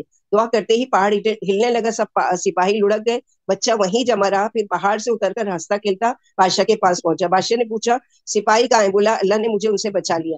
پھر بادشاہ نے دوسرے سپاہی بلا کر کہا سمندر کے بیچ میں لے جا کر اس کو ڈبو دو. اس کو ڈبایا گیا، وہاں پر بھی اس نے یہی اللہم اکفنیہم بما شئت، تو اللہ تعالیٰ نے اس کو بچا لیا. پھر تم مجھے، جب اس نے خود آئیڈیا دیا کہ تم مجھے کوئی تدبیر سے نہیں مار سکتے سوائے کہ ایک تیر لو اور کہو بسم اللہ و رب ہادہ الغلام، اور مجھے میری طرف چلاؤ تیر تو میں مر جاؤں گا. بادشاہ نے یہی تدبیر کی اور تیر بچے کی کنپٹی میں لگی اور وہ مر گیا. اس جگہ اپنا ہاتھ رکھ لیا اور شہید ہو گیا. پھر تو لوگوں کے اس کی دین کی سچائی معلوم ہو گئی اور لوگ دو جوگ در جوگ اس کے دین میں آنے لگے. اور اس طرح سے جیسے کہ موسیٰ علیہ السلام کے زمانے میں جو جادوگر تھے وہ سب کے سب سجدے میں گر گئے اور ایمان لیا. تو انہی میں تھا کہ وہ ایک عورت تھی اور وہ اپنے بچوں سمیت مسلمان ہو گئی تھی. جب بادشاہ کو پتا چلا تو اس نے کیا کیا، ایک تیل کا کڑھا جو کڑھائی ہوتی ہے بڑی سی، اس کو میں تیل گرم کیا اور کہا کہ تم اگر دین سے نہیں پھرتے ہو تم اور تمہارے بچے تو میں اس میں سب کو ڈال دوں گا. اور اس نے کیا کیا کہ واقعی ہر دفعہ انکار کرتی گئی، ایک بچہ دو بچہ، اس کے جتنے بچے تھے سب کو ڈال دیا، لیکن وہ صبر سے رہی. لیکن جب ایک بچہ اس کی گود سے چھین کر ڈالنے لگے تو وہ ذرا سا یعنی ڈر گئی.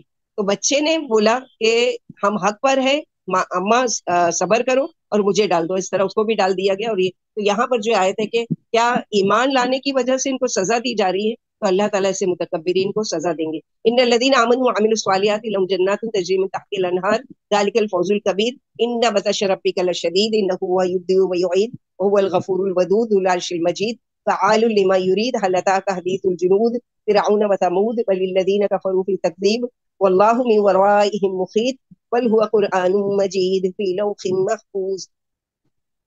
واقعی ایمان اور نیک عمل والوں کے لیے باغ ہے جن کے نیچے نہریں جاری ہیں، یہ بڑی بھاری کامیابی ہے.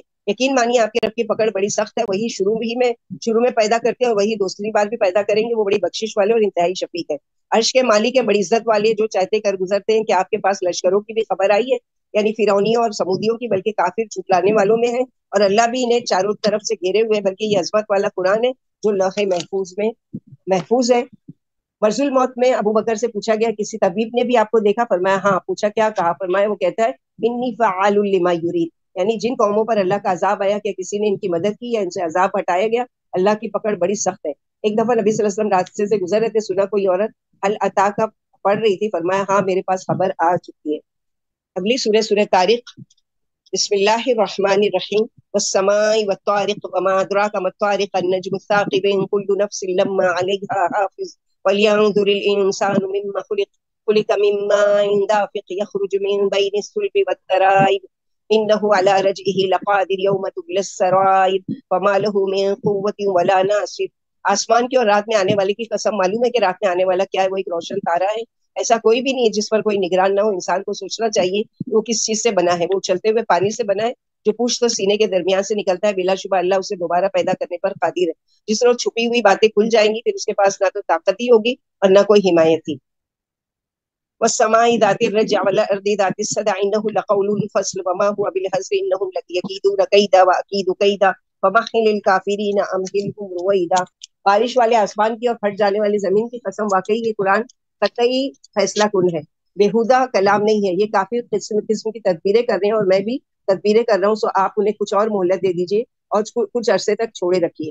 اور یہ جو دعا ہے کہ اللہم اکفنیہم بما شئت، کوئی بھی اگر ناحق آپ پر ظلم کر رہا ہے اور آپ کو ستا رہا ہے، پریشان کر رہا ہے، وہ کر رہا ہے، تو اس کے حق میں بھی یہ دعا کی جا سکتی ہے اللہم اکفنیہم بما شئت. اور یہ ثابت ہے، عثمان رضی اللہ تعالیٰ نے بھی اس طرح سے دعا کی تھی، جیسے کہ اللہ سبحانہ وتعالیٰ نے سورہ بقرہ کے فسیکفیکہم اللہ، تو اللہم اکفنیہم بما شئت چھوٹی سی دعا ہے، پاورفل ہے. تو ایسے وقت میں ضرور یاد کریں اور مانگے، کیونکہ اللہ سبحانہ وتعالیٰ نے ہر ہماری فائدے کی چیز قرآن میں یا حدیث میں منشن کی ہے. اگلی سورہ اعلیٰ.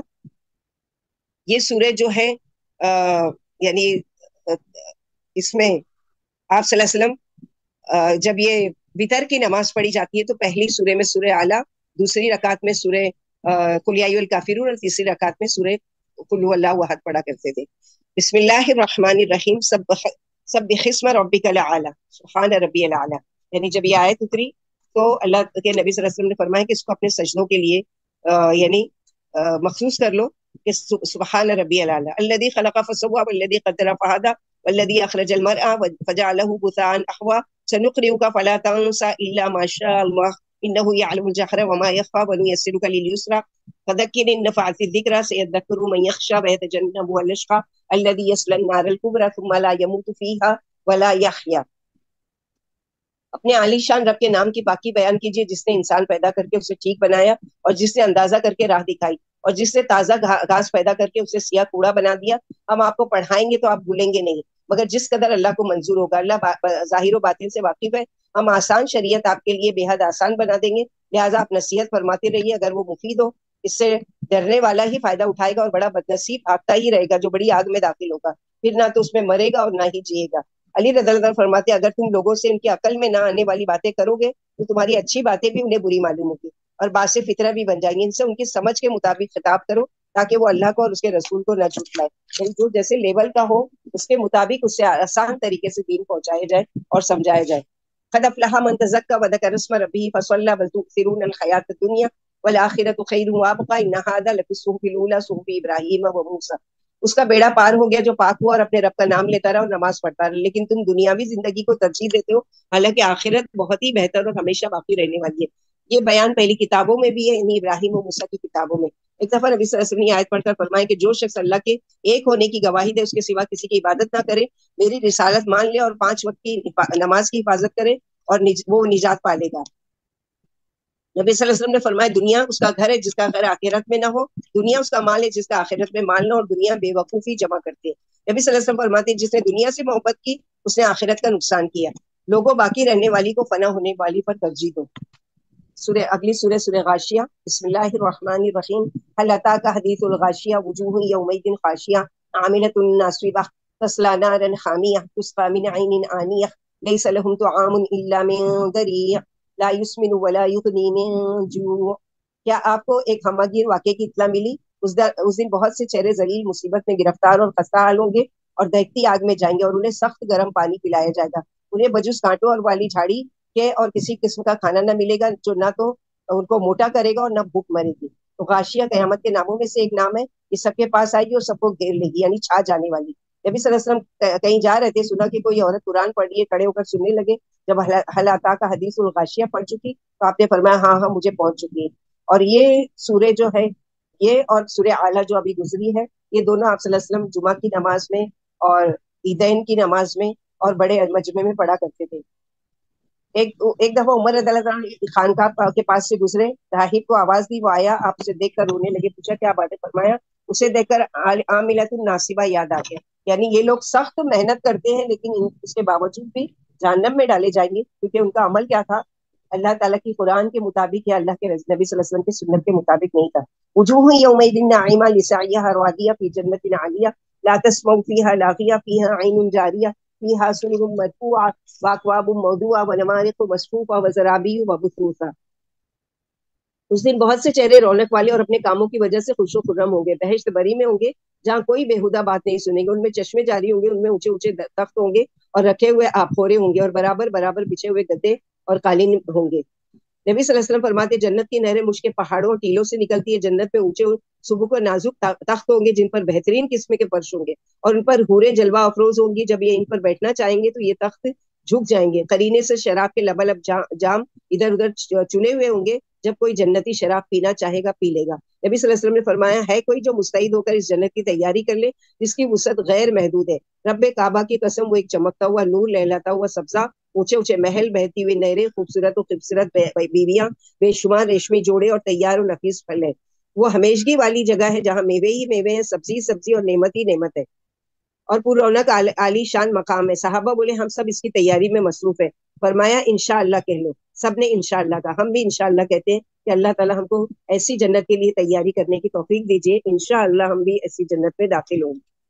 दुनिया में क्या होता है कि कोई चीज अगर हमको कहीं पिकनिक वगैरह पे जाना है, उसका हम ढूंढते हैं, उसकी थोड़ी सी ग्रीनरी देख के, थोड़ा सा पहाड़ का साइड देख के, थोड़ा सा सी साइड देख के, कितने मरबूत, कितनी खूबसूरत जगह है, फिर कितना भी उसके लिए माल खर्च करना पड़े, करके जाते खुशी से कि चंद दिन इस तरह के, तो चंद दिन के लिए माल भी खर्च करना है और चंद दिन का मजा है। लेकिन जन्नत तो ऐसी है कि हमेशगी है और उसकी तो मिसाल ही नहीं है दुनिया की किसी चीज से। अफला यंजुरून इलल इबिली कैफ खुलिकत व इलस समाई कैफ रुफियत व इलल जिबाली कैफ नुसिबत व इलल अर्दि कैफ सुतिहत फदक्किर इन्नमा अंत मुदक्किर لست علیہم بمسیطر الا من تولی وکفر فیعذبہ اللہ العذاب الاکبر ان الینا ایابہم ثم ان علینا حسابہم. کیا یہ اونٹ میں غور نہیں کرتے کہ کس طرح پیدا کیا گیا ہے؟ اس کی ڈیٹیل پوری ہمارے پاس موجود ہے، لیکن ہمارے پاس اتنا ٹائم نہیں ہے کہ اونٹ کی خلقت اللہ تعالیٰ نے کیسی بنائی، کیا کیا خوبیاں اس میں. اور آسمان کو نہیں دیکھتے کہ کیسے بلند کیا گیا، اور پہاڑوں کو نہیں دیکھتے کہ کس طرح نصب کیا گیا ہے، اور زمین کو نہیں دیکھتے کہ کیسے بچھا دی گئی. آپ نصیحت فرماتے رہیں، آپ تو صرف نصیحت فرمانے والے ہیں، ان پر جبر کرنے والے نہیں ہیں. مگر جو پیٹ موڑ لے گا اور انکار کرے گا تو اللہ اسے بھاری سزا دیں گے. دیکھو ہمارے ہی پاس انہیں آنا پڑے گا، پھر ہم ہی ان سے باس پرس کریں گے. نبی صلی اللہ علیہ وسلم نے فرمایا مجھے لوگوں سے جہاد کا حکم ہے جب تک وہ توحید کا اقرار نہ کر لیں. ہاں جب وہ توحید کا اقرار کر لیں تو مجھ سے بجوز حقوق واجبہ کے اپنی جانیں اور مال بچا لیں گے، اور ان کا حساب اللہ پر ہے. پھر آپ نے یہ آیت پڑھی. ابو امامہ بحالی نے خالد بن یزید سے سب سے زیادہ آسان حدیث پوچھی. فرمایا میں نے نبی کریم صلی اللہ علیہ وسلم سے سنا، آپ فرماتے تھے ہر شخص جنت میں جائے گا بجوز اس کے جو شریر اونٹ کی طرح سرکشی پر اتر آئے. شریروں کو خبردار رہنا چاہیے، انہیں لوٹ کر ہمارے پاس ہی آنا ہے اور ہم ہی ان کے عملوں کا بدلہ دیں گے. سورۃ الفجر.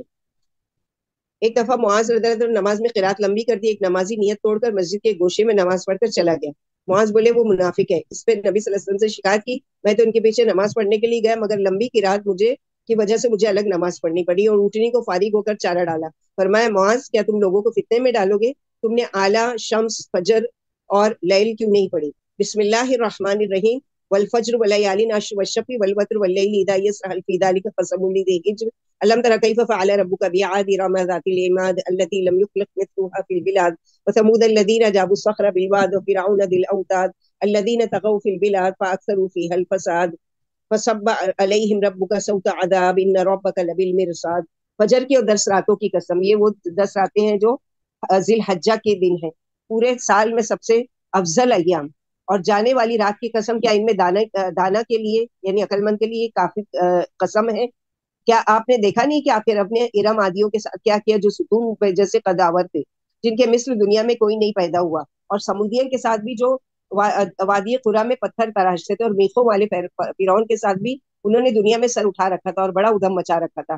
آخر آپ کے رب نے ان پر عذاب کا کوڑا برسایا. یاد رکھیے آپ کا رب طاق میں ہے. 10 راتوں سے ذی الحجہ کا پہلا اشرہ مراد ہے، یعنی ذی الحجہ کے پہلے شروع کے 10 دن. اس اشرے میں اللہ کو نیک عمل تمام دنوں سے زیادہ پیارے ہیں. پوچھا گیا جہاد سے بھی، فرمایا جہاد سے بھی افضل مگر جو جان و مال لے کر نکلا اور کچھ بھی لے کر نہ لوٹا ہو. تو 10 راتیں، حالانکہ یہ 10 راتیں جو ہم جس میں کل سے داخل ہوئے ہیں، یہ اس سے بھی یہ بھی افضل ہے. وہاں پر دن افضل ہے، یہاں پر راتیں افضل ہے 10 دن کی. لہٰذا خوب خوب محنت کرنا ہے، اس میں خوب کوششیں کرنا ہے اور اللہ سبحانہ وتعالیٰ سے خوب توبہ استغفار کرنا ہے. فاما الانسان اذا ما ابتلاه ربه فاكرمه ونعمه فيقول ربي اكرمن واما اذا ما ابتلاه فقدر عليه رزقه فيقول ربي اهانن كلا بل لا تكرمون اليتيم ولا تحاضون على طعام المسكين وتاكلون التراث اكلا لما وتحبون المال حبا جما. جب انسان کو اس کا روب عزت نعمت دے کر آزماتے ہیں تو وہ کہتا ہے میرے رب نے میری عزت کی، اور جب روزی تنگ کر دیتے ہیں تو تنگ کر آزماتے ہیں تو کہتا ہے میرے رب نے میری توہین کی. یہ بات نہیں ہے، بلکہ تم یتیموں کی عزت نہیں کرتے اور نہ کسی کو مسکینوں کو کھانا کھلانے کی ترغیب دیتے ہو، اور میراث سمیٹ سمیٹ کر کھا جاتے ہو اور مال سے بے حد محبت کرتے ہو. تو یہ سزا ہے تم کو آخرت میں کہ تم دنیا میں جو اللہ تعالیٰ نے حقوق العباد ادا کرنے کا تم کو حکم دیا تھا وہ حقوق ویسے ادا نہیں کرتے تھے. کلا اذا دکت الارض دکا دکا وجاء ربک والملک صفا صفا وجیء یومئذ بجہنم یومئذ یتذکر الانسان وانى له الذکری یقول یا لیتنی قدمت لحیاتی ويومئذ لا يعذب عذابه أحد ولا يوثق وثاقه أحد. يا أيتها النفس المطمئنة ارجعي إلى ربك راضية مرضية فادخلي في عبادي وادخلي جنتي اللهم اجعلنا منهم يا رب. ایسا ہرگز نہیں جب زمین ریزہ ریزہ ہو جائے گی اور آپ کا رب آئیں گے اور فرشتے بھی جوک در جوک آئیں گے، اور اس دن جہنم بھی لائی جائے گی. اس دن انسان کو ہوش آئے گا، لیکن اب ہوش آنے کا کیا فائدہ؟ کہے گا کاش میں زندگی کے لیے کچھ عمل بھیج چکا ہوتا. پھر اس دن اللہ کے عذاب جیسا کوئی عذاب نہ دے گا اور نہ اس کی جکڑ بندی جیسی کسی کی جکڑ بندی ہوگی. اے مطمئن روح، اس حال میں اپنے رب کی طرف چل کہ تو اس سے خوش رہے اور وہ تجھ سے خوش. پھر میرے بندوں میں شامل ہو جاؤ اور میری جنت میں داخل ہو جاؤ. سبحان اللہ. نفس مطمئنہ کا ذکر سورہ یوسف میں، نفس امارہ سورہ قیامہ میں، نفس لوامہ، اور یہاں نفس مطمئنہ کا ذکر ہے. نفس مطمئنہ کو حاصل کرنے کے لیے اللہ تعالیٰ سے دعا کرنا چاہیے.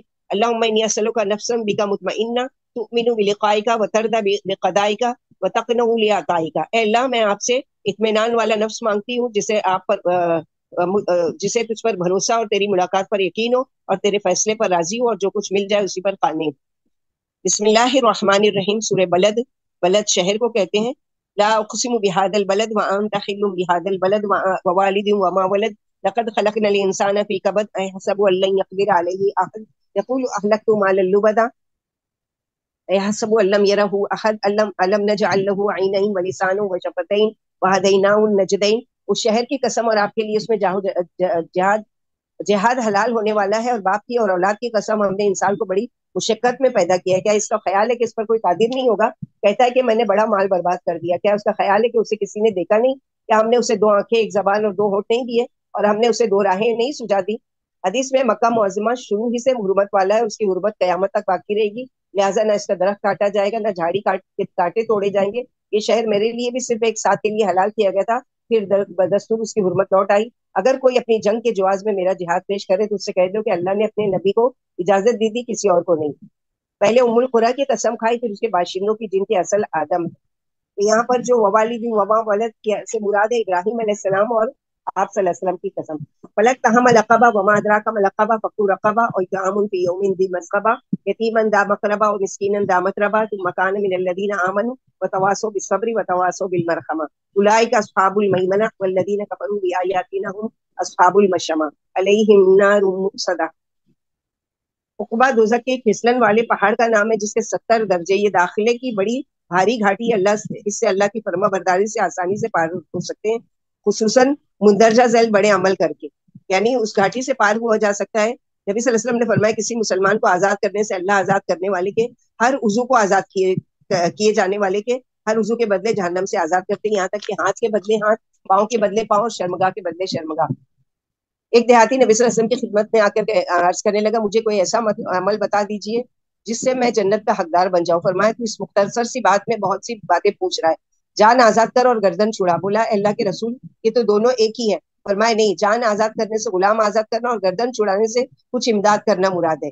دودھ کا جانور کسی محتاج کو دے اور ظالم عزیز سے حسن سلوک کر، یہ کام جنت میں لے جانے والے اگر یہ بس کے نہ ہو تو پھر بھوکے کو کھانا کھلا، پیاسے کو پانی پلا اور نیکیوں کی رغبت اور برائیوں سے نفرت دلا۔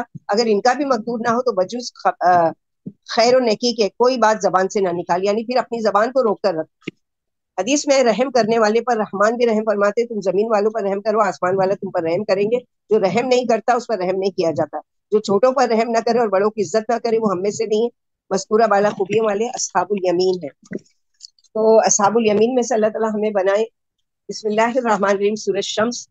بسم اللہ الرحمن الرحیم، والشمس وضحاها والقمر اذا تلاها والنهار اذا جلاها واللیل اذا یغشاها والسماء وما بناها والارض وما طحاها ونفس وما سواها فالهمها فجورها وتقواها قد افلح من زکاها وقد خاب من دساها۔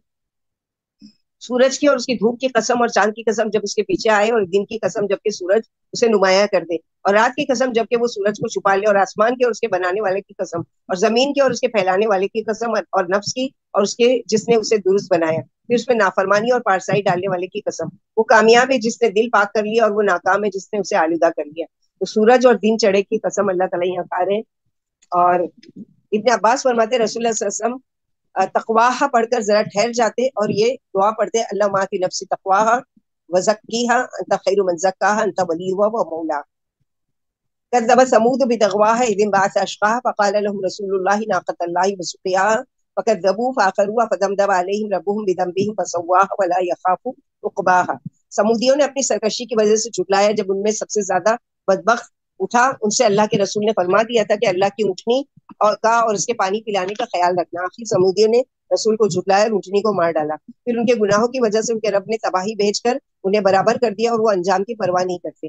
آپ نے علی رضی اللہ عنہ سے فرمایا کہ کیا میں بڑا منحوس آدمی نہ بتاؤں؟ بولے ضرور بتائیے۔ فرمایا جس شخص نے وہ شخص ہے کہ ایک تو سمودیوں کا سرخ آدمی جس نے اونٹنی کو مارا تھا، اور ایک وہ جو تمہارے سر پر تلوار مارے گا یہاں تک کہ خون تمہاری داڑھی بن جائے گی۔ تو آپ صلی اللہ علیہ وسلم نے علی رضی اللہ تعالیٰ کی زندگی میں ان کی شہادت کی پیشن گوئی کی تھی۔ اگلی سورہ لیل۔ بسم اللہ الرحمن الرحیم، واللیل اذا یغشی والنہار اذا تجلی وما خلق الذکر والانثی ان سعیکم لشتی فاما من اعطی واتقی وصدق بالحسنی فسنیسرہ للعسرى واما من بخل واستغنى وكذب بالحسنى فسنيسره للعسرى وما يغني عنه ماله اذا تردى.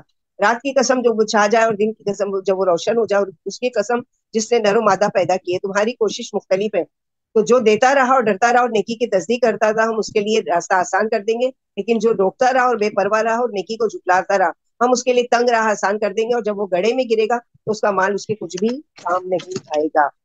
دنیا میں سوچ لیں کہ آج ہم کس چیز کے لیے مال لگا رہے ہیں. نبی صلی اللہ علیہ وسلم سے حسنہ کے بارے میں پوچھا گیا، فرمایا اس سے مراد جنت ہے، یعنی بھلائی یا جنت کا راستہ ایسوں کے لیے آسان کر دیا جاتا ہے جو اللہ کے فرما بردار ہیں، یعنی نیکیوں پر خرچ نہیں کیا اور رب سے بے نیازی کا اظہار کیا. قیامت جزا کا منکر رہا. ابو بکر رضی اللہ عنہ کہتے ہیں میں نے نبی صلی اللہ علیہ وسلم سے پوچھا کہ ہم تحریر و تقدیر کے مطابق عمل کرتے ہیں یا نئے عمل کرتے ہیں؟ فرمایا تمہارا ہر عمل تقدیر کی تحریر کے مطابق ہوتا ہے. میں بولا پھر عمل کی ہی کیا ضرورت ہے جب تقدیر میں ہی لکھ دیا گیا؟ فرمایا ہر شخص جس گھر کے لیے پیدا کیا گیا اس کے عمل اس کے لیے آسان ہو جاتے ہیں. علی رضی اللہ عنہ فرماتے ہیں ہم آپ کے ساتھ جنت البقیع میں ایک جنازے کے ہمراہ تھے. فرمایا ہر شخص کا جنت کا یا دوزخ کا ٹھکانہ لکھا ہوا ہے. صحابہ بولے پھر تقدیر پر بھروسہ کر کے ہم بیٹھ نہ جائیں؟ فرمایا عمل کرتے رہو، ہر شخص کے لیے وہی آسان عمل ہے جن کے لیے وہ پیدا کیا گیا. روزانہ سورج غروب ہوتے وقت اس کے دونوں طرف دو فرشتے اعلان کرتے ہیں جسے بجز انسان کے تمام مخلوق سنتی ہے کہ اللہ سخی کو بدلہ دے اور بخیل کا مال برباد کر دے. یعنی انسان ہی نہیں سن پاتا، باقی کے تمام مخلوق سنتی ہے. فرشتے دعا دے کر جاتے ہیں کہ اللہ جو آپ کی راہ میں مال خرچ کرے اس کے مال میں اضافہ کیجیے، اور دوسرا جو آپ کی راہ میں دینے سے رک جائے اللہ تعالیٰ اس کے مال کو تلف کیجیے. کہتے ہیں یہ آیت ابو بکر کے بارے میں اتری، یعنی آخری جو آیت. آپ شروع اسلام میں مکے کے کمزور مسلمانوں کو اور بوڑھی عورتوں کو خرید کر آزاد کر دیا کرتے تھے. آپ کے والد بولے بیٹا تم کمزور آزاد کرتے ہو، اگر طاقتور نوجوان آزاد کرو تو وقت پر تمہارے کام آئیں گے اور تمہاری حمایت میں کھڑے ہوں گے. بولے ابا جان میری نیت دنیاوی فائدے کی نہیں ہے، میں تو اس سے رب کی رضا کا چاہتا ہوں. تو اللہ تعالیٰ نے ان کی اس میں یہ قرآن کی آیت نازل کر دی. تو ہمارے لیے بھی کہ اگر آخرت کے لیے کوئی کام کر رہے ہیں تو اس کا فائدہ ہے، اگر دنیا چاہنے کے لیے کر رہے ہیں تو دنیا تو مل ہی جائے گی لیکن آخرت میں اس کا کوئی حصہ نہیں ہوگا. ان علینا للہدی وان لنا للآخرۃ والاولی فانذرتکم نارا تلظی لا يصلاها الا الاشقى الذي كذب وتولى وسيجنبها الاتقى الذي يؤتي ماله يتزكى وما لاحد عنده من نعمة تجزى الا ابتغاء وجه ربه الاعلى ولسوف يرضى. یقین مانو راہ دکھانا ہمارے ذمے اور دنیا آخرت ہماری ہی ہے.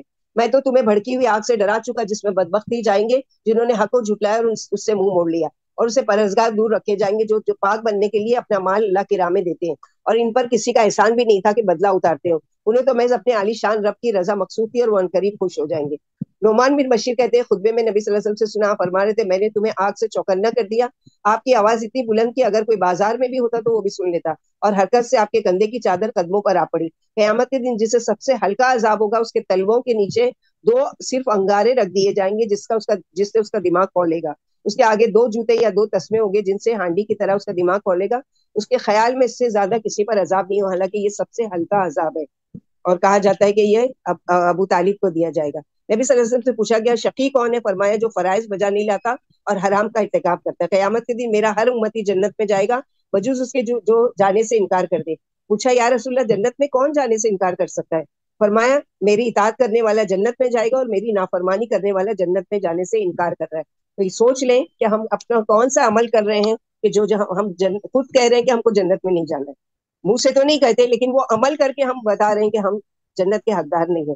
تو جنت والی میں جانے والے اعمال کریں، وہی فائزون کی آخری منزل ہوگی. نبی صلی اللہ علیہ وسلم نے فرمایا جس نے اللہ کی راہ میں جوڑا خرچ کیا اسے جنت کے محافظ آواز دے کر کہیں گے اللہ والے ہمارے دروازے سے جنت میں داخل ہو جا. یہ دروازہ نہایت خوبصورت ہے. اس پر صدیق رضی اللہ عنہ نے پوچھا اللہ کے رسول کچھ ضرورت تو ایسی ہے ہی نہیں، لیکن کیا کوئی ایسا بھی خوش نصیب ہے جس کی پکار جنت کے ہر دروازے پر ہوگی؟ فرمائے ہاں مجھے امید ہے کہ تم بھی انہی میں سے ہوگے. اللہم اجعلنا منہم. اللہ تعالیٰ ہمیں بھی ایسے اعمال کرنے کی توفیق عطا فرمائے کہ ہر جنت کا دروازہ ہمیں پکارے کہ ہماری طرف سے آ جائے. اگلی سورہ دوحہ یعنی چاشت کا نام ہے.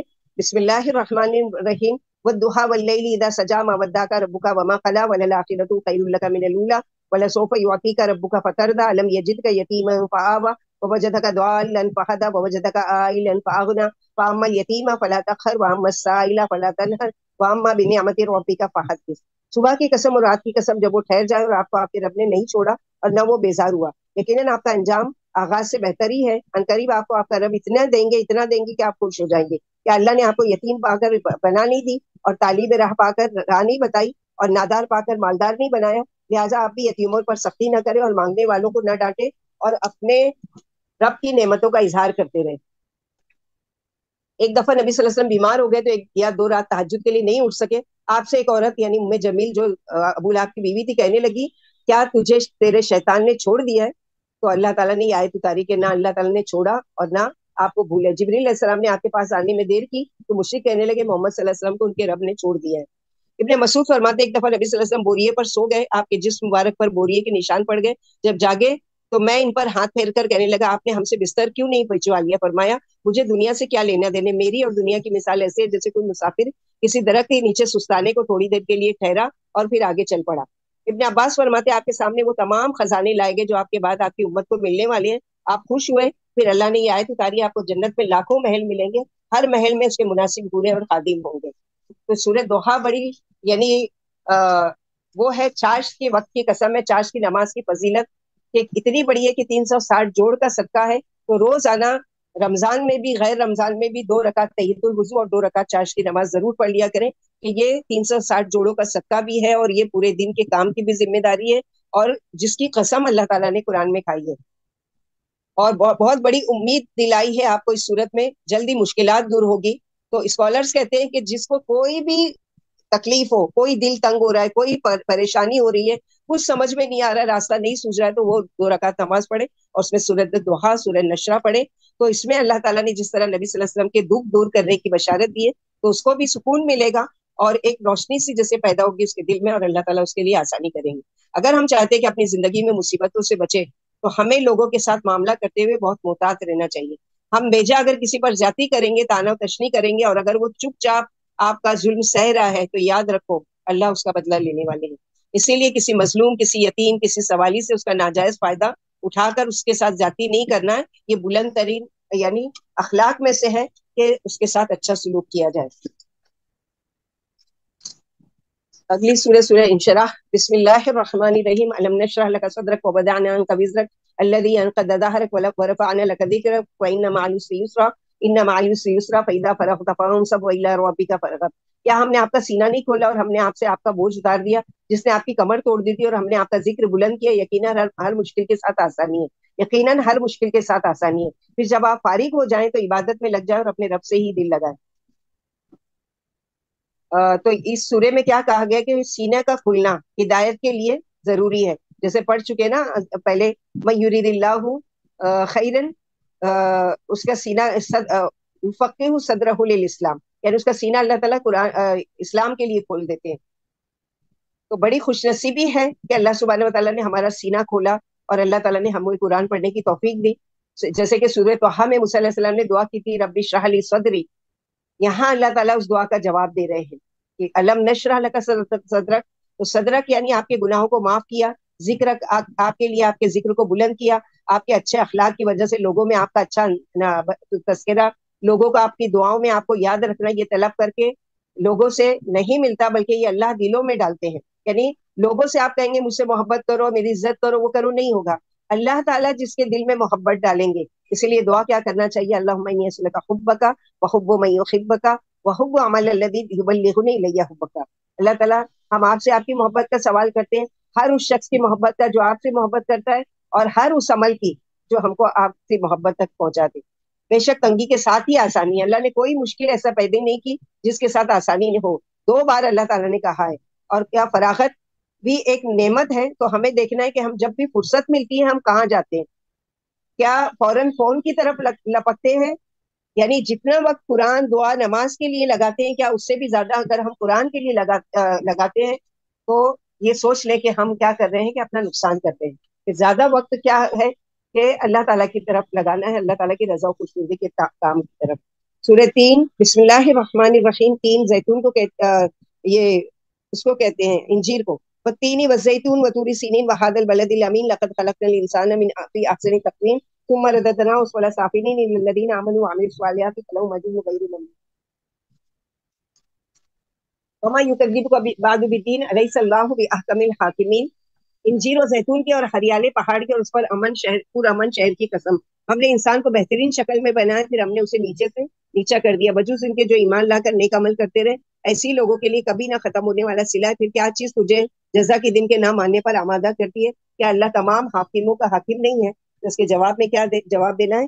وَأَنَا عَلَىٰ ذَلِكَ مِنَ الشَّاهِدِينَ، یعنی ہم گواہ ہیں کہ اللہ تعالیٰ تمام حاکموں سے بڑھ کر حاکم ہے۔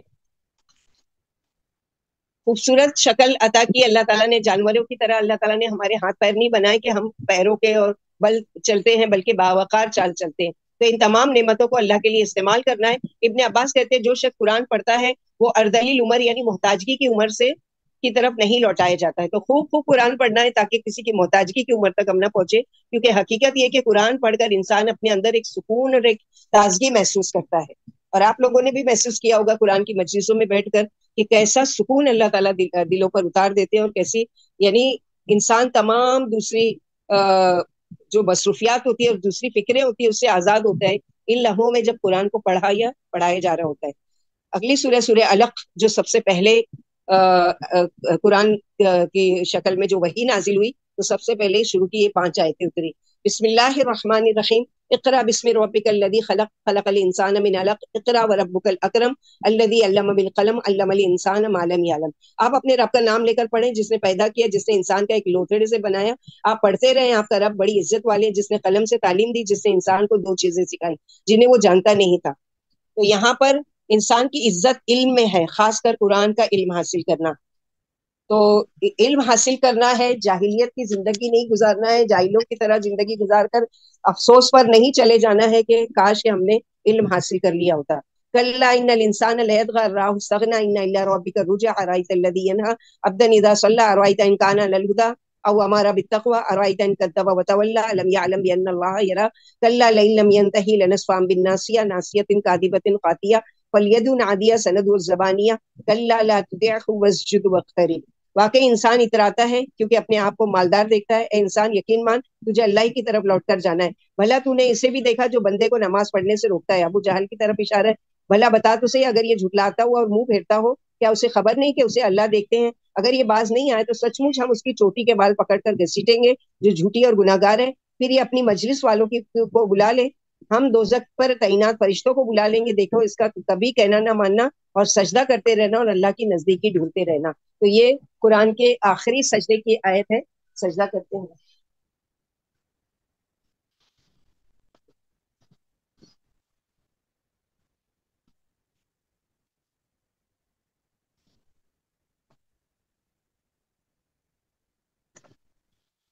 یہاں پر جو آیت اتری ہے ابو لہب کے بارے میں، سوری ابو جہل کے بارے میں ہے۔ اشارہ ابو جہل کی طرف جو نبی صلی اللہ علیہ وسلم کو کعبے کے پاس نماز پڑھنے سے روکا کرتا تھا تو اور دھمکیاں دیا کرتا تھا۔ پہلے تو اللہ نے بہترین طریقے سے اس کو سمجھایا کہ تو جنہیں بیت اللہ میں نماز پڑھنے سے روک رہا ہے، اگر یہی سیدھی راہ پر ہو، ان کی عبادتیں اللہ کی مرضی کے عین مطابق ہو اور ان کی باتیں پرہیزگاری پر مبنی ہو، اور تو انہیں نماز پر دھمکائے اور اللہ کے گھر میں عبادت کرنے سے روکے، تو کیا اللہ کے غضب کا حقدار نہیں ہوگا؟ اور تیری بدبختی میں کچھ شبہ نہیں ہے۔ ابن عباس فرماتے ایک دفعہ ابو جہل بولا اگر میں محمد صلی اللہ علیہ وسلم کو کعبے کے پاس نماز پڑھتا ہوا دیکھ لوں گا تو اس کی گردن کچل دوں گا۔ آپ کو خبر ملی تو فرمایا اگر یہ ایسا کرے گا تو فرشتے اسے پکڑ لیں گے۔ ابن عباس کہتے ایک دفعہ نبی صلی اللہ علیہ وسلم مقام ابراہیم کے پاس نماز پڑھ رہے تھے، ادھر سے ابو جہل بڑبڑاتا ہوا گزرتا ہے کہ کیا میں نے تجھے یہاں نماز پڑھنے سے روکا نہیں تھا، اور گستاخی سے پیش آتا ہے۔ آپ بھی تیزی سے جواب دیتے تو کہتا ہے محمد صلی اللہ علیہ وسلم کس برتے پر مجھ پر یعنی ڈانٹ رہے ہیں؟ کیا خبر نہیں کہ شہر میں میرے ماننے والے پھیلے ہوئے ہیں؟ اس پر یہ آیتیں اتاری کہ ابن عباس فرماتے اگر یہ اپنے آدمیوں کو بلا لیتا تو اسے فوراً عذاب کے فرشتے پکڑ لیتے۔ سورہ قدر کل ہم لوگ ڈیٹیل سے پڑھ چکے الحمدللہ۔ بسم اللہ الرحمن الرحیم، انا انزلناہ فی لیلۃ القدر وما ادراک ما لیلۃ القدر، لیلۃ القدر خیر من الف شہر، تنزل الملائکۃ والروح فیہا باذن ربہم من کل امر، سلام ہی حتی مطلع الفجر۔ یقیناً ہم نے قرآن شب قدر میں اتارا۔ معلوم ہے شب قدر کیا ہے؟ شب قدر 1000 مہینے کی راتوں سے بہتر ہے۔ اس میں فرشتے اور روح اپنے رب کے حکم سے ہر کام کا سر انجام دینے کو اترتے ہیں۔ یہ رات سلامتی والی ہے اور صبح صادق ہونے تک رہتی ہے۔ تو 10 راتیں ہیں جس میں تلاش کرنا ہے، اس میں سے ایک گزر گئی، اب ہمارے پاس 9 بچی ہے۔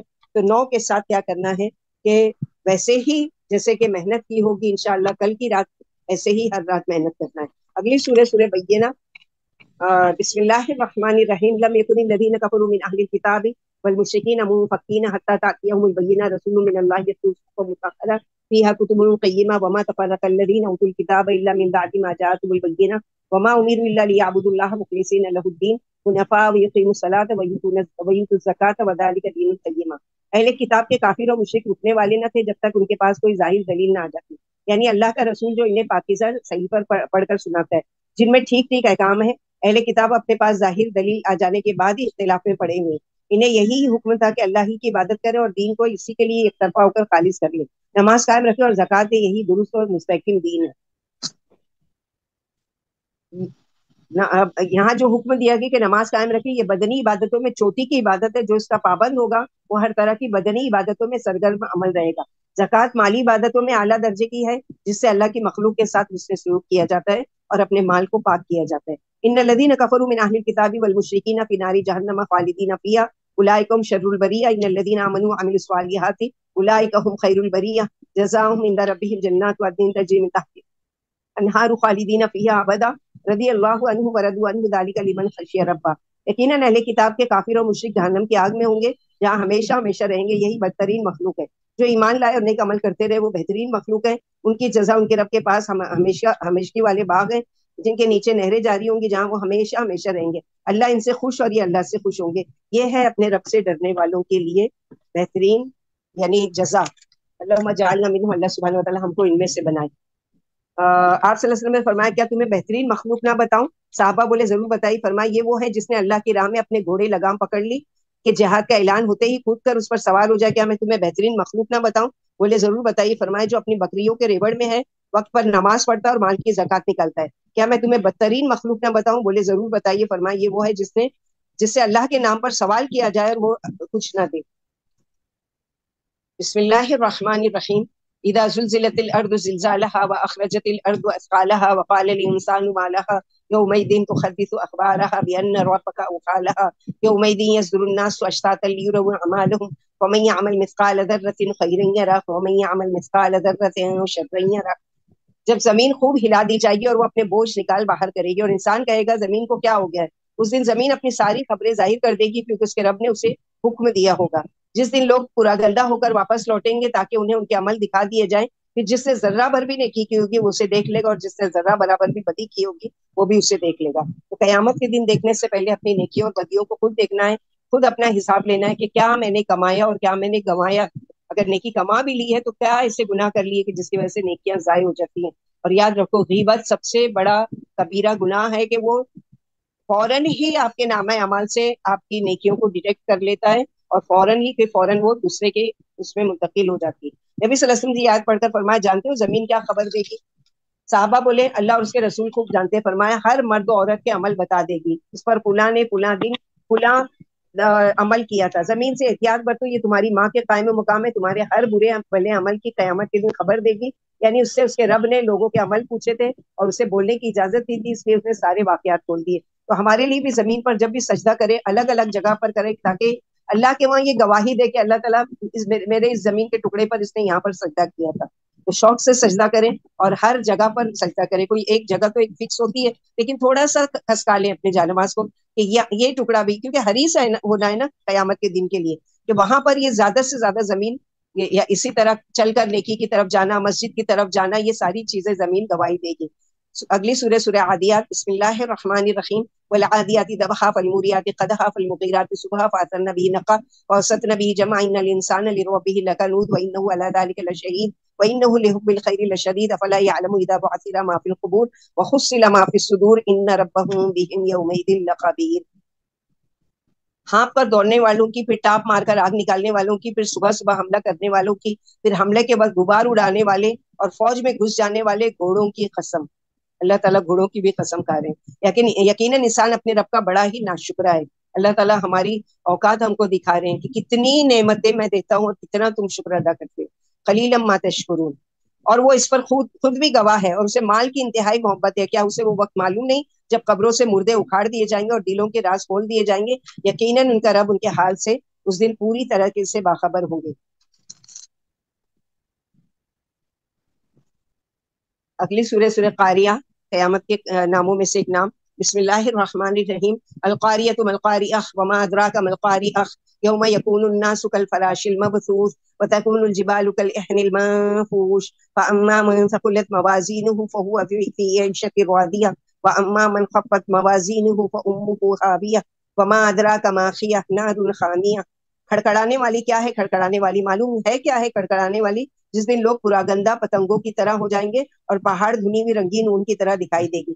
جس کے عمل جھک جائیں گے وہ خاطر خواہ عیش میں ہوگا، اور جس کے عمل اٹھ جائیں گے یعنی ترازو میں جس کے نیکی کے پلڑے بھاری ہو گیا اور وہ جھک گیا تو وہ کامیاب ہو گیا، اور جس کا پلڑا ہلکا ہوا نیکیوں سے اور وہ اوپر ہو گیا تو اس کا ٹھکانہ ہاویہ ہے. معلوم ہے ہاویہ کیا ہے؟ وہ ایک تیز آگ ہے،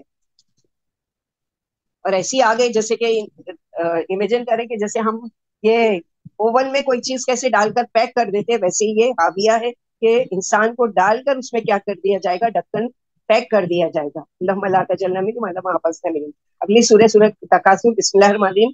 الہاکم التکاثر حتی زرتم المقابر کلا سوف تعلمون ثم کلا سوف تعلمون کلا لو تعلمون علم الیقین لترون الجحیم ثم لترونها عین الیقین ثم لتسألن یومئذ عن النعیم.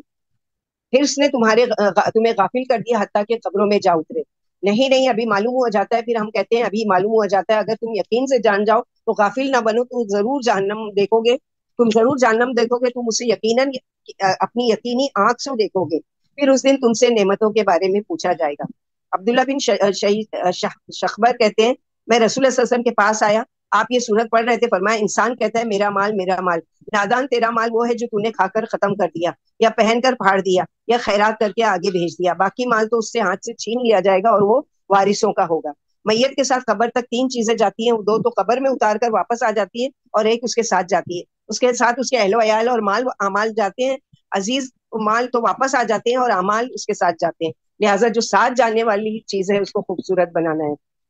بڑھاپے میں حرص و امید کا شباب. انسان بوڑھا ہوتا جاتا ہے مگر 2 چیزیں جوان رہتی ہیں، حرص اور امید. یعنی دنیا کی لالچ بڑھ جاتی ہے اور مال کی محبت بڑھتی جاتی ہے. ایک روز نبی صلی اللہ علیہ وسلم دوپہر کے سخت دھوپ کے وقت گھر سے باہر آئے. ابو بکر صدیق بھی مسجد میں دیکھا. پوچھا اس وقت کیسے باہر آئے؟ بولے جو ضرورت آپ کو لائی ہے وہی مجھے بھی لائی نہیں، بھوک کی وجہ سے. پھر عمر بھی آ گئے. آپ نے ان سے بھی پوچھا، انہوں نے بھی یہی جواب دیا. پھر تینوں بیٹھ گئے اور نبی صلی اللہ علیہ وسلم سے باتیں کریں. پھر فرمایا آؤ اس باغ میں چل کر کچھ کھائیں اور چھاؤں میں آرام کریں. پھر آپ دونوں لے کر ابو الحیشم انصاری کے باغ میں دروازے پر آئے، سلام کیا اور 3 دفعہ اجازت مانگی. حیشم دروازے کے پیچھے سے سن رہی تھی اس لالچ سے کہ نبی صلی اللہ علیہ وسلم کا کئی بار سلام سنے، آہستہ سے جواب دے رہی تھی. پھر جب آپ نے واپس ہونا چاہا تو دوڑتی ہوئی آئی اور بولی یا رسول اللہ صلی اللہ علیہ وسلم میں نے آپ کا سلام سن لیا تھا لیکن میں نے اسی لالچ سے زور سے جواب نہیں دیا کہ آپ بار بار ہم پر سلامتی کی دعا کریں. آپ نے ان کی تعریف کی اور پوچھا ابو الحیشم کہاں ہیں؟ بولی ابھی آتے ہیں، میٹھا پانی لینے گئے. اور چھاؤں میں فرش بچھا کر بولی یہاں تشریف رکھیے. اتنے میں ابو الحیشم بھی آگے. دیکھ کر بھاگے اور سر آنکھوں پر بٹھایا، درخت پر چڑھ کر چند خوشے توڑ کر لائے اور مقدس مہمانوں کے سامنے رکھے. پھر لانے کا قصد کیا اور آپ نے فرمایا بس کرو یہی کافی ہے. بولے یا رسول اللہ گدرائی ہوئی تر اور پختہ کھجوریں کھائیے جو آپ کو پسند ہے. پھر پانی حاضر کیا، مہمانوں نے کھجور کھا کر پانی پیا. آپ صلی اللہ علیہ وسلم نے فارغ ہو کر فرمایا یہی وہ نعمت ہے جس کا تم سے سوال کیا جائے گا. تو کھجور اور پانی کا بھی سوال کیا جائے گا. اور ہمارے دسترخوان پر جو دنیا کی نعمتیں ہیں کتنا ہم جواب دیں گے اور کتنا وہ دیں گے. لمحہ حسیب نہ حساب ہی یسیرا یا رب. اگلی سورہ عصر جس کے بارے میں امام شافعی کہتے ہیں کہ اگر پورے قرآن میں یہی ایک سورہ نازل کی جاتی تو یہ سب کے لیے کافی ہوتی. بسم اللہ الرحمن الرحیم. والعصر ان الانسان لفی خسر الا الذین آمنوا وعملوا الصالحات وتواصوا بالحق وتواصوا بالصبر. زمانے کی قسم انسان بڑے گھاٹے میں ہے بجز ان کے جو ایمان لائے نیک عمل کرتے رہے، آپس میں ایک دوسرے کو حق و صبر کی وصیت کرتے رہے. تو خسارے سے بچنا ہے قیامت کے دن کے تو کیا کرنا ہے؟ نمبر 1 اللہ پر ایمان لانا ہے. نمبر 2 عمل نیک صالح کرنا ہے. نمبر یہ کہ لوگوں کو حق کی تلقین کرنا ہے، حق کی بات لوگوں تک پہنچانا ہے. اور حق پہنچانے میں اگر کوئی بات سننی پڑ رہی ہے، کوئی تکلیف اٹھانی پڑ رہی ہے تو اس پر صبر کرنا ہے. سورہ ہمزہ. بسم اللہ الرحمن الرحیم. ویل لکل ہمزۃ لمزہ الذی جمع مالا وعددہ یحسب ان مالہ اخلدہ کلا لینبذن فی الحطمہ وما ادراک ما الحطمہ نار اللہ الموقدہ التی تطلع علی الافئدہ انہا علیہم مؤصدہ فی امد ممددہ. ہر عیب ٹٹولنے والی اور غیبت کرنے والے کے لیے بڑی خرابی ہے. یا رب اللہ تعالیٰ ہمیں اس کبیرہ گناہ سے محفوظ رکھے. جس نے مال جمع کر کے اسے گن گن کر رکھ کر چھوڑا، سمجھ رہا ہے کہ یہ مال اس کے پاس ہمیشہ رہے گا. یہ نہیں ہوگا، سچ مچ یہ چور چور کرنے والی آگ میں پھینک دیا جائے گا. معلوم ہے حطامہ کیا ہے؟ اللہ کی سلگائی ہوئی آگ جو دلوں پر چھاتی چلی جائے گی. یقین مانو یہ ان پر لمبے لمبے ستونوں میں بند کی ہوئی ہوگی. یعنی پیک کر دیا جائے گا ڈال کر کہ آگ نیچے سے جلتے جلتے ان کے دلوں تک پہنچ جائے گی. ہمزہ زبان سے اور لمزہ اعضا کے اشاروں سے برائی کرنا. یعنی ایک تو زبان سے کسی کی غیبت اور برائی کرتے یا چگل خوری، ایک یہ کہ زبان سے نہیں کہا لیکن آنکھ کے اشاروں سے، دیکھو یہ آ گئی، دیکھو اب آ رہی ہے، دیکھو یہ کیسے آنکھ سے وہ کرتے ہیں. اللہ تعالیٰ اس آنکھ کی بھی خیانت کو جانتے ہیں. سورہ فیل، بسم اللہ الرحمن الفیل، ہاتھی کو کہتے ہیں. الم تر کیف فعل ربک باصحاب الفیل الم یجعل کیدہم فی تدلیل وارسل علیہم طیرا ابابیل ترمیہم بحجارۃ من سجیل وجعلہم کعصف مأکول. کیا آپ نے دیکھا نہیں کہ آپ کے رب نے ہاتھی والوں کے ساتھ کیا کیا؟ ان کی تدبیر خاک میں نہیں ملا دی، ان پر پرندوں کے جھنڈ بھیج دیے جن پر کنکر والے پتھر برسا رہے تھے، پھر اللہ نے انہیں چبائے ہوئے بھوسے کی طرح کر کے چھوڑ دیا. تو اللہ تعالیٰ سے دعا ہے کہ ابراہا سے جس طرح اپنے کعبے کی حفاظت کی تھی کہ یعنی چڑیوں کا ایک لشکر بھیج کر ان کے منہ میں پتھر دے کر کہ ایسا گرتا تھا ان نافرمانوں پر کہ جیسے بم گرایا جاتا ہے. تو اللہ تعالیٰ جس طرح سے اپنے گھر کی حفاظت کی تھی، آج بھی زمین پر آپ کے گھر سے عبادتوں سے روکا جا رہا ہے اور اللہ کے گھروں میں جانے سے روکا جا رہا ہے وہاں عبادت سے. تو اللہ تعالیٰ مسجد اقصیٰ کی بھی اور تمام گھر جہاں بھی اللہ کے، اللہ تعالیٰ آپ خود حفاظت کیجیے، اس لیے کہ آج مسلمان ایمان والے بہت کمزور ہو چکے ہیں. سورہ قریش، لإلاف قریش إلافهم رحلة الشتاء والصيف فليعبدوا رب هذا البيت الذي أطعمهم من جوع وآمنهم من خوف. قریش کو الفت دلانے کے لیے، انہیں جاڑے اور گرمی کے سفر میں الفت دلانے کے لیے، لہٰذا انہیں اس گھر کے رب کی عبادت کرنی چاہیے جس نے انہیں بھوک میں پلایا اور خوف سے امن دی. تو یہاں پر جو کہا جا رہا ہے رب کے کعبے کی قسم، کعبے کی عبادت نہیں کرو، کیونکہ بہت سے نان مسلم کہتے ہیں کہ جیسے کہ ہم بتوں کی پوجا کرتے ہو تو تم بھی تو جا کے بتوں کے یعنی پتھر کے آس پاس طواف کرتے ہو. تو یہاں پر ان کو جواب دینا ہے فَلْيَعْبُدُوا رَبَّ هَٰذَا الْبَيْتِ، ہم اس گھر کے رب کی عبادت کرتے ہیں، اس گھر کی عبادت نہیں کرتے. سورہ معون، بسم اللہ الرحمن الرحیم، أَرَأَيْتَ الَّذِي يُكَذِّبُ بِالدِّينِ فَذَٰلِكَ الَّذِي يَدْعُو الْيَتِيمَ وَلَا يَحُضُّ عَلَىٰ طَعَامِ الْمِسْكِينِ فَوَيْلٌ لِّلْمُصَلِّينَ الَّذِينَ هُمْ عَن صَلَاتِهِمْ سَاهُونَ الَّذِينَ هُمْ يُرَاءُونَ وَيَمْنَعُونَ الْمَاعُونَ. آپ نے اسے بھی دیکھا جو جزا کو جھٹلاتا ہے، یہی ہے وہ جو یتیم کو دھکے دے کر نکالتا ہے تو کسی محتاجوں کو کھانا کھلانے کا شوق نہیں دلاتا. ان نمازیوں کے لیے خرابی ویل ہے جو اپنی نمازوں سے غافل رہتے ہیں، جو ریاکار ہیں اور برتنے کی چیزیں نہیں دیتے. اس کی ڈیٹیل انشاءاللہ بسم اللہ تفسیر کی کلاس میں آپ کے لیے وہاں پر پڑھیں گے. بسم اللہ الرحمن الرحیم. یہ ایک چھوٹی سی چیز یاد رکھ لیجئے کہ ابن مسعود فرماتے معاون سے برتنے کی چیز مراد ہے جنہیں لوگ آپس میں ایک دوسرے کو برتنے کے لیے دے دیا کرتے تھے، جیسے کلاڑی ہے، ہانڈی ہے، ڈول ہے. جیسے ہمارے یہاں کوئی پڑوسی آتا ہے، شکر دے دیجئے، تیل دے دیجئے، نمک دے دیجئے، یا کوئی برتن کی ضرورت پڑتی ہے یا آپ کے یہاں ٹول ہے یا جو بھی چیز کی، تو اگر ہم ٹال مٹول کرتے ہیں تو یاد رکھیے کہ معاون یعنی نبی صلی اللہ علیہ وسلم کے زمانے میں معاون ڈول یا ہانڈی وغیرہ مانگ کر برتنے کو سمجھتے تھے. ابن عباس فرماتے یعنی گھریلو سامان دینے سے منع کرتے ہیں. بسم اللہ الرحمن الرحیم. انا اعطیناک الکوثر فصلی لربک ونحر ان شانئک هو الابتر. دیکھیے ہم نے آپ کو کوثر عطا فرمائی، لہٰذا آپ اپنے رب کے لیے نماز پڑھیں اور قربانی کریں، یقیناً آپ کو برا کہنے والا ہی بے نام و نشان ہوگا. تو اللہ کے نبی صلی اللہ علیہ وسلم کو حوض کوثر دیا جائے گا جس کی ڈیٹیل ہم لوگوں نے پڑھا ہے الحمدللہ. جو یہ عالم آخرت کا جب ہم لوگوں نے ڈیٹیل سے لیا تھا، اور ویسے بھی، اور انشاءاللہ اگر آپ جوائن ہوں سیرت النبی پڑھنے میں تو اس میں بھی پڑھیں گے یہ ساری ڈیٹیل کہ بہت ہی زیادہ کشادہ اس کے کنارے موتی کے اور اس پر چاندی اور یاقوت اور اس کے برتن ہوں گے، اور اللہ کے نبی صلی اللہ علیہ وسلم اپنے ہاتھوں سے پلائیں گے. اور آپ کو تانا دیا کرتے تھے کہ آپ کے 3 بیٹے پیدا ہوئے، بچپن میں ہی فوت ہو گئے، تو کہا گیا کہ آپ کی نسل کیسے آگے چلے گی. تو یہاں پر اللہ تعالیٰ کے هو الابتر، وہی نسل بے نسل ہوں گے، اور آپ کی نسل تو اللہ تعالیٰ قیامت تک چلائیں گے. بسم اللہ الرحمن الرحیم. سورہ کافرون. قل یا ایھا الکافرون لا اعبد ما تعبدون ولا انتم عابدون ما اعبد ولا انا عابد ما عبدتم ولا انتم عابدون ما اعبد لكم دینکم ولی دین. آپ فرما دیجئے اے کافروں میں تمہاری معبودوں کی عبادت نہیں کروں گا، اور نہ تم میرے معبودوں کی عبادت کرو گے، نہ میں تمہارے معبودوں کی عبادت کرنے والا ہوں، اور نہ تم میرے معبودوں کی عبادت کرو گے. تمہارے لیے تمہارا دین اور میرے لیے میرا دین. مشرکین مکہ نے آ کے آفر دیا، اچھا ٹھیک ہے، اب آپ کو ساری آفر ہم دے کر تھک گئے، اب آپ ایک کام کیجئے، 1 سال آپ ہمارے بتوں کی عبادت کیجئے اور 1 سال ہم آپ کے اللہ کی عبادت کریں گے. تو اللہ تعالیٰ نے یہ آیت اتار دی کہ نہ تم کرنے والے ہو نہ میں کرنے والا ہوں، اور میں کبھی بھی نہیں. تمہارے لیے تم کو تمہارا دین مبارک اور میرے لیے میرا دین. سورہ نصر. بسم اللہ الرحمن الرحیم. اذا جاء نصر اللہ والفتح ورأیت الناس يدخلون في دین اللہ افواجا فسبح بحمد ربک واستغفرہ انہ کان توابا. جب اللہ کی مدد اور فتح آ جائے اور آپ لوگوں کو اللہ کے دین میں فوج در فوج داخل ہوتے ہوئے دیکھیں تو اپنے رب کی پاکی حمد کے بیان کرو، اس سے معافی مانگے، یقیناً وہ بڑے ہی توبہ قبول کرنے والے ہیں. اس آیت میں اللہ کے نبی صلی اللہ علیہ وسلم کو فرمایا جا رہا ہے کہ آپ کی تمام ذمہ داری پوری ہوگی، فتح ہو گئی، فتح مکہ ہو گیا، سب کچھ ہو گیا، شکرانے کے طور پر حمد و تسبیح پڑھتے رہیے۔ اور ابو بکر صدیق جو بہت زیادہ دور اندیش تھے، فوراً پہچان گئے اور رونے لگے کہ یہ آیت دراصل یہ بتا رہی ہے کہ اب آپ صلی اللہ علیہ وسلم کا مشن مکمل ہو چکا ہے اور آپ کی موت کا وقت قریب آنے والا ہے۔ سورہ لہب، بسم اللہ الرحمن الرحیم، تبت یدا ابی لہب وتب ما اغنی عنہ مالہ وما کسب، سیصلی نارا ذات لہب وامرأته حمالۃ الحطب فی جیدها حبل من مسد۔ ٹوٹ گئے ابو لہب کے ہاتھ۔ ابو لہب آپ صلی اللہ علیہ وسلم کے چچا تھا کہ دونوں ہاتھ، اور وہ غارت ہو گیا، نہ اس کا مال اس کے کام آیا نہ اس کی کمائی، وہ شعلے والی آگ میں داخل ہونے والا ہے، اور اس کی عورت بھی جو لکڑیاں ڈھونڈ کر لاتی تھی اس کی گردن میں کھجور کی رسی۔ تو یہ ابو لہب وہ ہے کہ جب اللہ کے نبی صلی اللہ علیہ وسلم نے دین کی دعوت اللہ تعالیٰ نے کہ وَأَنذِرْ عَشِيرَتَكَ الْأَقْرَبِينَ کہ اپنے قریبی رشتہ داروں کو بلاؤ، تو آپ صلی اللہ علیہ وسلم نے تمام لوگوں کو جمع کر کے دین کی دعوت دی۔ تو اس نے کیا کہا کہ تب اللہ کا یا محمد، اے محمد نعوذ باللہ تیرے ہاتھ ٹوٹے۔ تو وہاں آپ صلی اللہ علیہ وسلم تو بدلہ نہیں لیتے تھے، خاموش رہے، لیکن اللہ تعالیٰ نے کہ تبت یدا ابی لہب وتب، اللہ کرے تیرے ہاتھ ٹوٹے اور تو ہلاک ہو۔ اور اس کی بیوی جو تھی ام جمیل، وہ کیا کیا کرتی تھی جب آپ صلی اللہ علیہ وسلم نماز کے لیے نکلتے تھے تو جنگل سے لکڑیاں جمع کر کے لاتی تھی اور اس کے کانٹے نکالتی تھی اور توڑ توڑ کر آپ کے راستے میں بچھاتی تھی۔ تو اللہ تعالیٰ نے اس کو جیسی برا عمل کرتی تھی ویسی ہی سزا دی کہ ایک روز جنگل سے لکڑیاں کاٹ کر لا رہی تھی سر پر، اس کے رسی سے جو بندھا ہوا تھا وہ رسی اس کے گلے میں پھنسی اور اس سے وہ موت اس کو واقع ہو گئی۔ اگلی سورہ اخلاص ہے، بہت ہی زیادہ، یعنی جیسے مشرکین مکہ نے سوال کیا کہ آپ اپنے رب کا یہ پیش کیجیے کہ آپ کا رب کون ہے، تو اللہ سبحانہ و تعالیٰ نے یہ سورہ نازل کی کہ رب کا تعارف کرائیے کہ آپ کا رب ہے کون۔ اور بہت زیادہ فضیلت ہے، سنتوں میں بھی پڑھا جاتا ہے اس میں، اور اس کے علاوہ یہ ہے کہ اس کو 3 قرآن یعنی 1/3 قرآن پڑھنے کا ثواب ہے اس کے لیے، جس نے دن بھر ہمیں پڑھ لیا 10 مرتبہ اس کے لیے جنت میں گھر بنایا جاتا ہے۔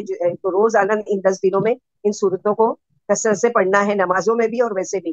بسم اللہ الرحمن الرحیم، قل هو اللہ احد اللہ الصمد لم یلد ولم یولد ولم یکن له کفوا احد۔ آپ فرما دیجئے اللہ ایک ہی ہے اور اللہ بے نیاز ہے، نہ اولاد والا ہے نہ ماں باپ والا، اور نہ کوئی اس کے برابر والا ہے۔ یعنی تم کہتے ہو کہ اللہ کون ہے، تو اللہ یہ ہے، اللہ کی یہ تعریف ہے۔ اگلی سورہ فلق، بسم اللہ الرحمن الرحیم، قل اعوذ برب الفلق من شر ما خلق ومن شر غاسق اذا وقب ومن شر النفاثات في العقد ومن شر حاسد اذا حسد۔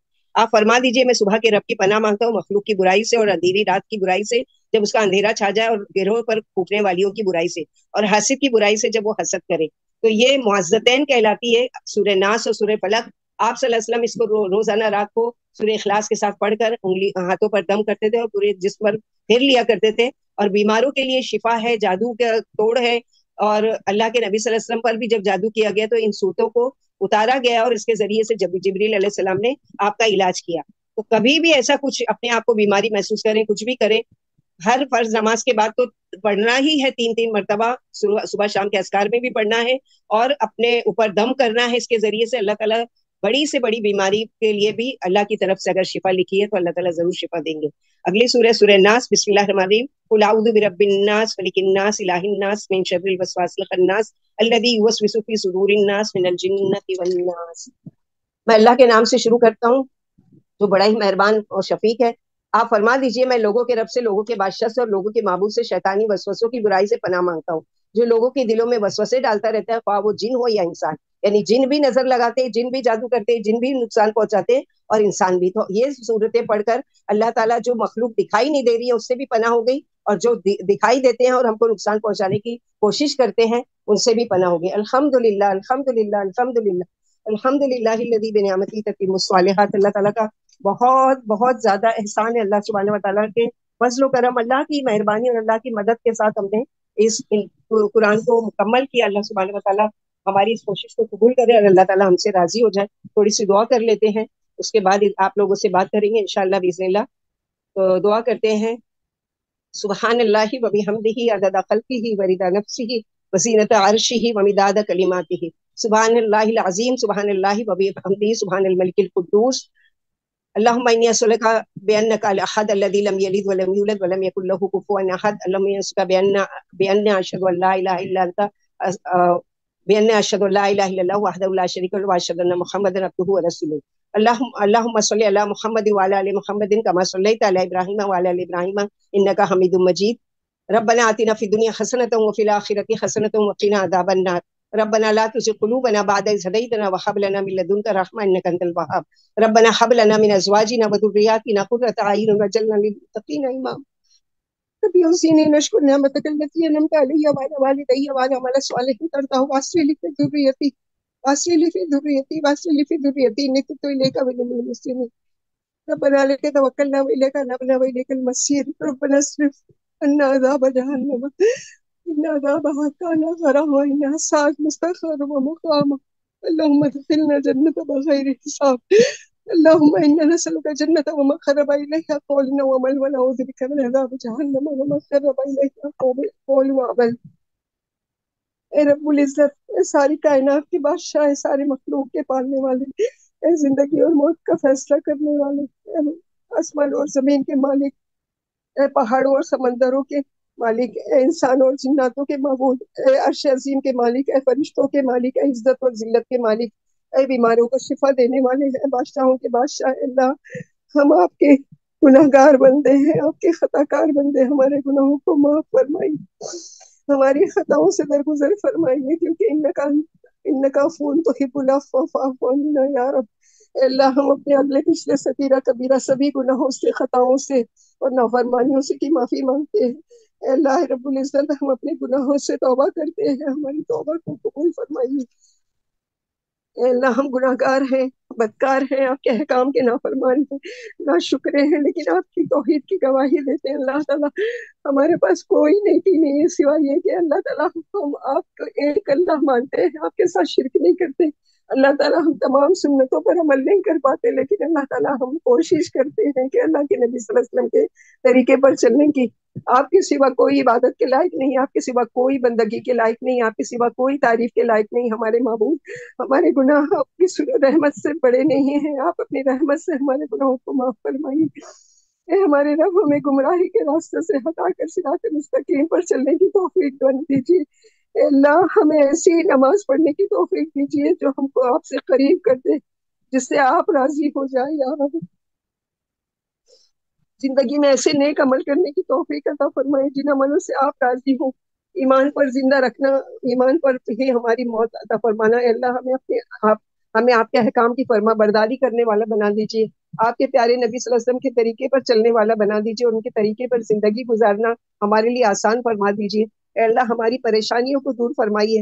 اے اللہ ہم میں سے جو بیمار ہیں ان کے شفا کاملہ عاجلہ عطا فرمائیے۔ اللہ تعالیٰ ان کی تمام بیماریوں کو بالکل ختم کر کے بالکل بھی ان کو صحت و تندرست بنا دیجیے کہ وہ شوق سے اور بہت محنت سے اللہ تعالیٰ آپ کی عبادت کر سکے۔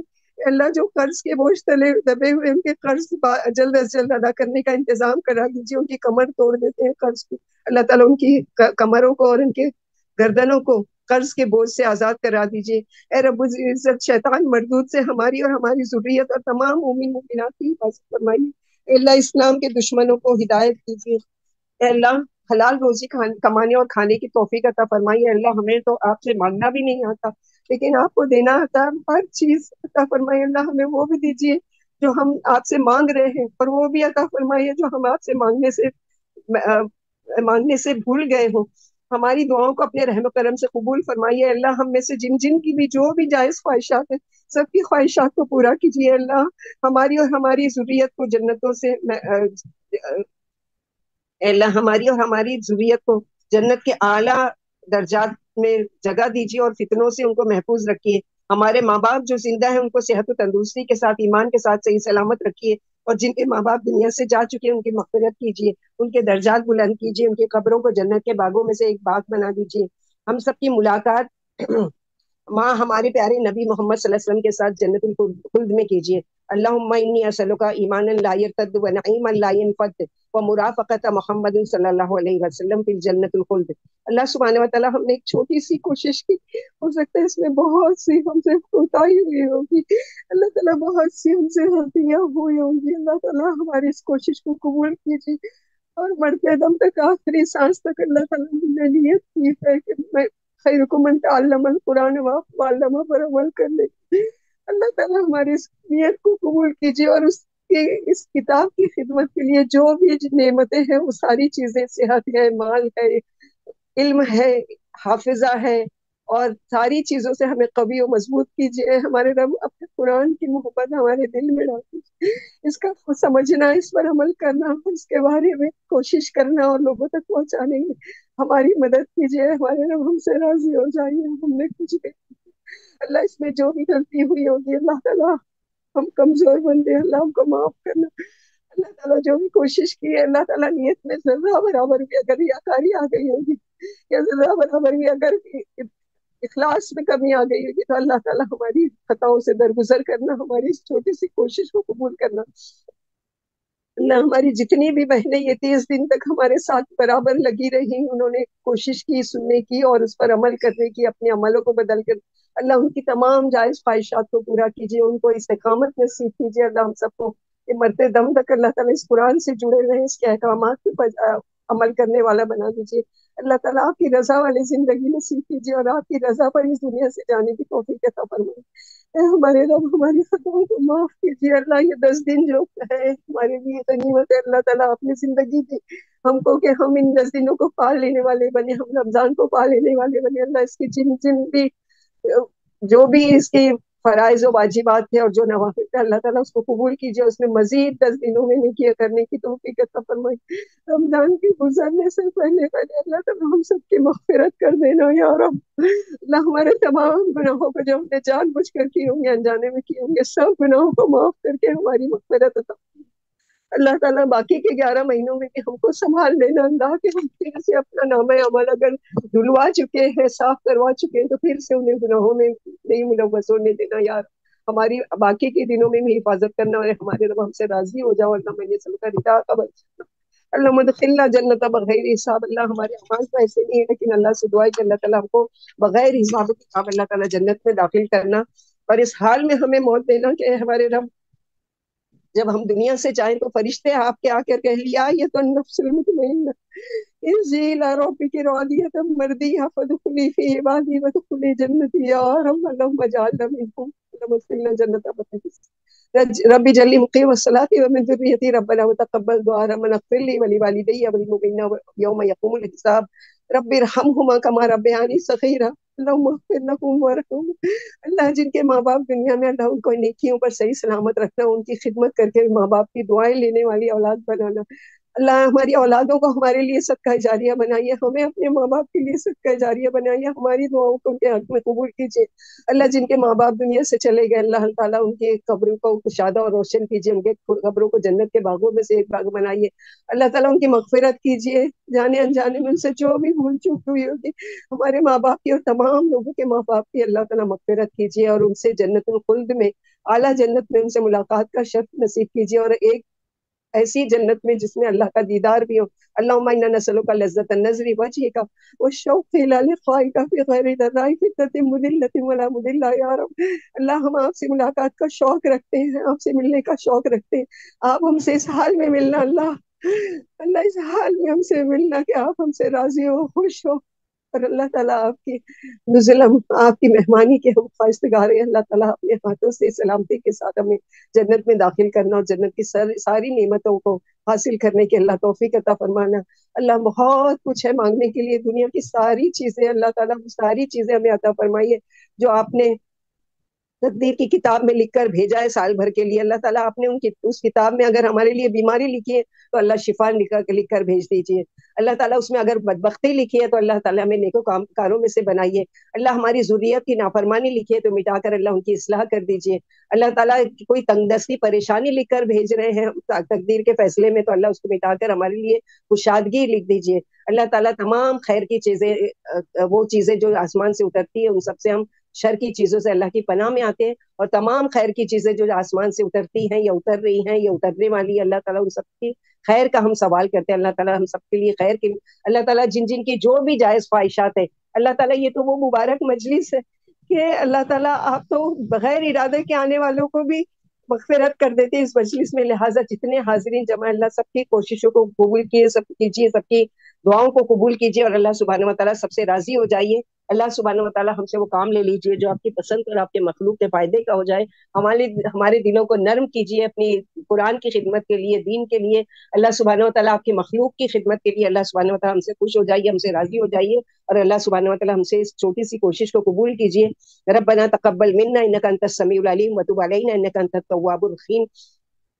سبحان ربک رب العزۃ عما یصفون وسلام علی المرسلین والحمد للہ رب العالمین. سبحانک اللہم وبحمدک اشہد ان لا الہ الا انت استغفرک واتوب الیک. السلام علیکم ورحمۃ اللہ وبرکاتہ.